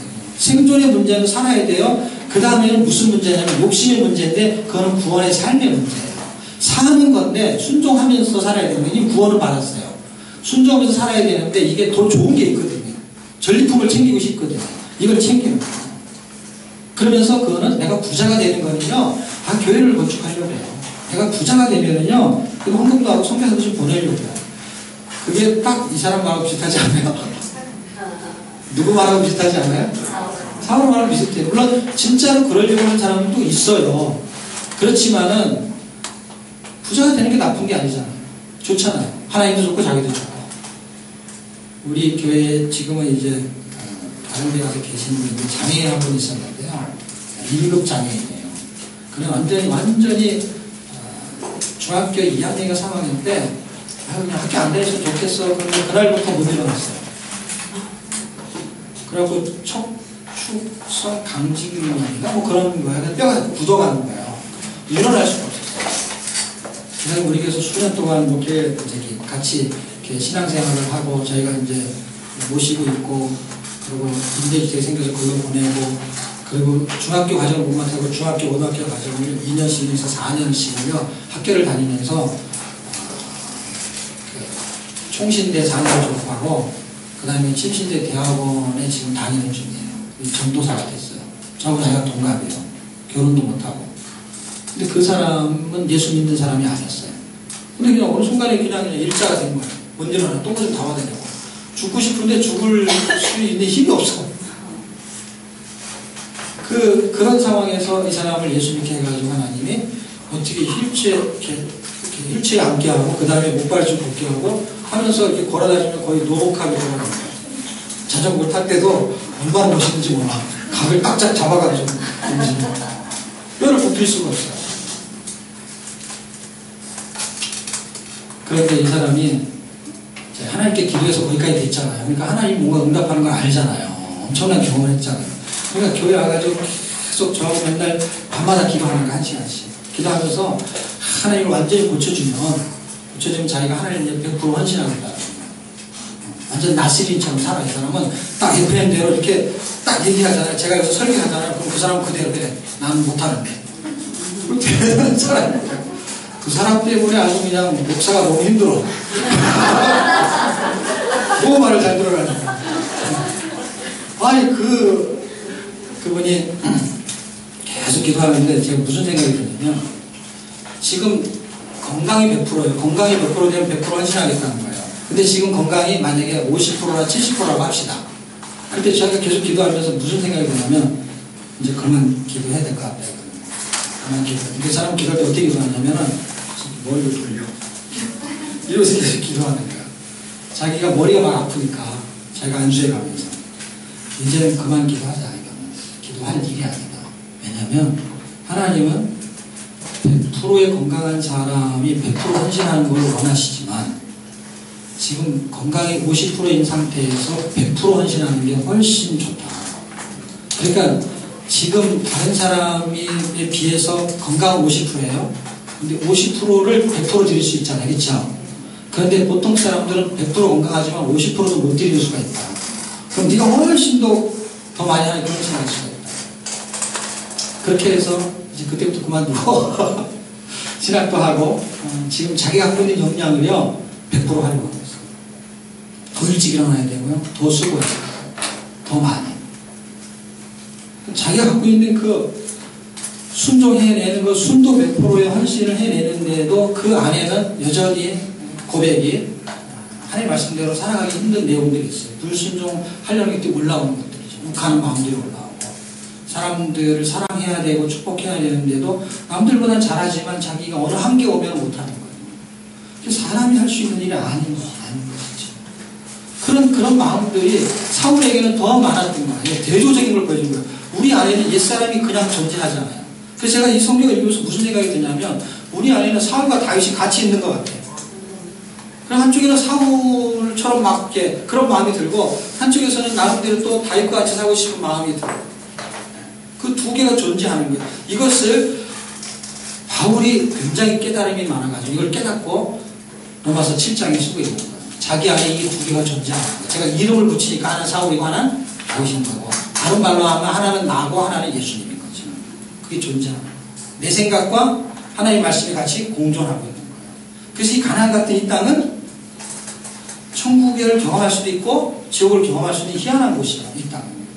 그래서 이 세상을 본받지 않으면서도 하늘의 진리를 가지고 이 땅에 살아내야 되는 희한한 세상이, 희한한 교집합을 갖고 있는 그런 세상에 우리가 살고 있는 거예요. 그러니까 너무 신비한 거예요. 그런데 어떻게 살아낼 수 있냐는 거예요. 살아내는데 어떻게 살아낼 수 있냐? 다윗을 보여줘요. 물론 결론은 임마누엘이에요. 근데 이 성경 스토리를 설명하니까 그 스토리에서 어떤 모델을 보여줘야 되잖아요. 그래서 하나는 옛사람의 모습을 보여주기 위해서 사울을 띄우고요. 그 다음에 세상의 어떤 형태를 보여주려고 다윗을 띄우는 거예요. 그게 하나의 모형처럼 등장하는 거예요. 자, 두 가지는 일단 이해가 됐죠. 하나는 나의 블레셋이 있는 거예요. 그렇죠. 생존에 문제가 있고, 하나는 나의 아말렉이 있는 걸 완전히 진멸해야 될 게 있는 게 뭐예요? 나의 욕심을, 나의 옛사람을 진멸해야 되는 것이죠. 자, 그 이야기가 131조까지 잘 설명을 해주고 있습니다. 그래서 세상에서의 전리품은 부귀영화가 아니고 나중 예사, 천국 용사입니다. 사람이 먹는 것만 남는다고 합니다. 그래서 좋은 걸 먹으려고 해요. 그러나 용서한 것도 남습니다. 사랑한 것도 남습니다. 축복한 것도 남습니다. 예수 통치를 통해서 우리의 삶이 남기는 인생이 되어야 되거든요. 그런데 가장 중요한 게 있어요. 남기는 거. 그게 뭐냐면 예수를 남겨야 돼요. 제가 상도라는 그 드라마를 보고 굉장히 감동을 많이 받았어요. 어떻게 저 사람은 장사를 하는데 장사를 하는 거에서 이익을 남기는 게 목적이잖아요. 이익을 남기는 건데 이익을 남기는 게 목적이 아니고 이 사람은 사람을 남긴다는 거예요. 사람을 얻는 것이 그러니까 그게 남는 장사가 사람을 얻는 거예요. 제가 그걸 보고 성경을 읽다가 달란트 비유와 문화 비유를 딱 읽으면서 그놈이 매치가 되는 거예요. 오버랩이 되면서 이야, 상도는 그렇게 장사를 해서 남기는 이익이 사람이구나. 그런데 문화의 비유나 달란트의 비유는 남기라고 해요. 장사를 하는 거예요. 장사를 하고 뭘 맡기는 거거든요. 성도는 그건 상도고 우리는 성도야. 성도는 뭘 남기게 되냐? 동물은 가죽을 남기고, 예? 사람은 이름을 남기고, 성도는 예수를 남기는 거예요. 예수로 산 것만 남겼습니다. 그 이야기를 성경이 이제 생존의 문제와 육신의 문제를 다루고요. 자, 23일치에 가서 사울은 어떤 사람이냐? 두 가지를 교차되고 있다는 것을 창에서 제가 설명해 놨거든요. 그래서 그 창을 읽으면 다윗과 사울이 어떻게 교차되는지를 설명해 놓았습니다. 그것은 그냥 쫙 읽어보시면 될 거예요. 그런데 오른쪽에 보시면 사울의 생각이 16장에 20장 이렇게 써 있잖아요. 사울은 자기 생각을 그렇게 말하는 거예요. 자기 생각대로 13장이 지나가고 15장이 지나가는 거예요. 자기 생각으로 번제를 하고 자기 생각으로 아말렉을 진멸하지 않고 좋은 탈취물을 전리품을 가졌던 거예요. 그 사람은 왜 그렇게 할 수밖에 없었냐? 뒤에 나와요. 16장 이후에 어떻게 그 사람은 자기의 생각대로 했던 거예요. 그래서 자기 생각을 딱 갖고 있는데 어디에다 대입을 시키냐면 자기가 왕이니까 그 다음에 왕을 누가 물려받아야 돼요? 자기 아들 요나단이 물려받아야 되는데 다윗이 딱 뜬 거예요. 16장 이후에 그것도 딱 떠가지고 17장에 가서 골리앗을 죽이고 막 이런 역사를 일으키니까 이 뭐가 유태하냐면 자기 왕권이 자기 아들한테 안 가고 누구한테 가게 생겼어요? 다윗에게 가게 생겼어요. 생각을 하는 게 생각을. 그렇게 생각을 하고 어떻게 해요? 자기 아들한테 물려주려면 누구를 제거하면 돼요? 다윗을 제거하는데 그냥 자기가 죽일 수가 없잖아요. 그런 농사를. 민심이 있잖아요. 그는 뭐 사울은 천천히요, 다윗은 만만히 이런 민심이 있으니까 더 오기도 생기지만 함부로 죽일 수가 없잖아요. 그러니까 어떻게 꾀를 냈어요? 생각이잖아요. 꾀를. 블레셋 사람이 굉장히 강했거든요. 블레셋이 팔레스틴이라는 뜻이에요. 굉장히 강한 민족이에요. 지금 이스라엘에 있는 가자 지구 있죠? 거기가 딱 팔레스틴 지역이 놀랍잖아요. 블레셋 지역이라고. 이 전체는 팔레스틴인데 그 이상해요. 그 나라가 이스라엘인데 그 나라의 지명은 팔레스틴이라고 불러요. 팔레스타인. 그건 블레셋이에요. 번역하면 한국말로. 그런데 블레셋이라는 사람들이 그 가나안의 7 족속이 있잖아요. 7 족속 중에 블레셋 지역이 있잖아요. 딱 블레셋 족속 지역이 딱 그 지역이에요. 지금 그 지역이 딱 잘라진 데가 지도상에. 이럴 때만 지도를 공부하는 거예요. 지도를 공부할 필요가 없어요. 다 거기가 그냥 거기에요. 블레셋 바. 세상의 어떤 한 부분을 상징하는 거예요. 그게 공존하잖아요. 블레셋과 뭐가 공존해요? 이스라엘이 있는 거예요. 놀랍잖아요. 지금 거기도 이때나 그때나 똑같은 거예요. 세월이 이렇게 지나는 거예요. 역사 속에서 반드시 그것을 계속 조명할 거예요. 왜냐하면 성경이 있는 한 그것은 그림자로 계속 나타나거든요. 왜냐하면 실체가 올 때까지는 그림자는 계속 존재하거든요. 자, 그 부분에서 사울이 자기 생각을 하는데 그 생각이 어떤 생각이냐면 이제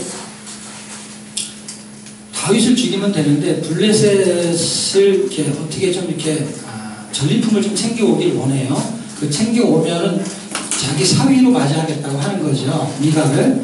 그렇게 하면서 생각이 드는 건 뭐예요?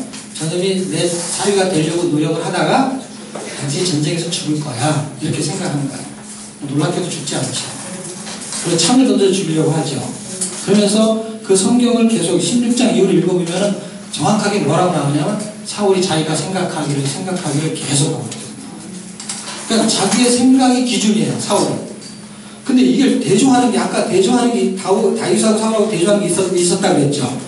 사울은 대표적인 게 13장이고 15장이고 다윗은 24장이고 26장이에요.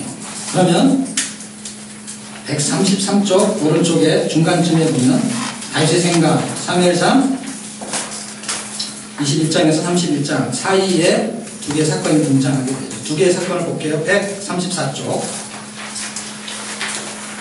왼쪽에 보면 두 번째 단락에 다윗은 출발하면서 두 번째 줄에 보면 사울을 피해 엔게디 황무지 굴 이렇게 되어 있죠. 여기가 첫 번째 24장 3절 성경을 적어놨죠. 엔게디 황무지 굴을 동그라미 쳐놓고 그 다음에 맨 밑에 줄 또 한 번의 동일한 사건에다 동그라미 치십시오. 거기는 10황무지 근처 사울의 지명을 말해요. 근데 정확하게 지명이 명시가 안 돼서 그 부분은 동일한 사건이라고만 제가 쓰고 사무엘상 26장 11절로 오른쪽에 기록을 해놨습니다. 자, 다윗의 생각과 사울의 생각이 어떻게 대조가 되는지 할 때 엔게디 황무지 굴에 다윗이 숨어 있었죠. 그럴 때 무슨 볼일을 보려고 사울이 들어왔잖아요. 그때 다윗은 누가 같이 있었냐면 자기 수하들하고 같이 있었는데 거기에서 이름이 등장하는 사람이 아비새가 등장을 해요. 그 아비새가 뭐라 그러냐면은 이건 하나님이 주신 기회가 분명합니다. 저 사람이 원수니까 그 원수를 반드시 죽이면 하나님 당신을 왕으로 세울 것이 분명합니다. 물론 그렇게 그 말에 동의할 수 있어요. 왜냐하면 이미 그는 기름 부음을 받은 상태예요. 16장에 받았으니까 지금 벌써 24장 5장 한다면 10장이 넘어갔잖아요. 그러니까 세월이 좀 지난 상태이기 때문에 그걸 하나님 주신 기회로 볼 수가 있는 거예요. 그런데 그의 마음속에는 분명한 기록된 하나님의 말씀이 있었어요. 그 말이 뭐냐면 하나님이 기름 부은 자는 손대지 말라. 그 말을 24장 26장에 반복한다는 걸 잘 찾아보십시오. 그리고 손대지 않아요.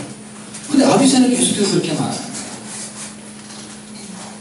어미새도 가만히 있는데 아비새가 가만히 있을 수가 있지. 그래서 아비인데 이 아비새가 계속 그 말을 반복한다는 걸 기억하십시오.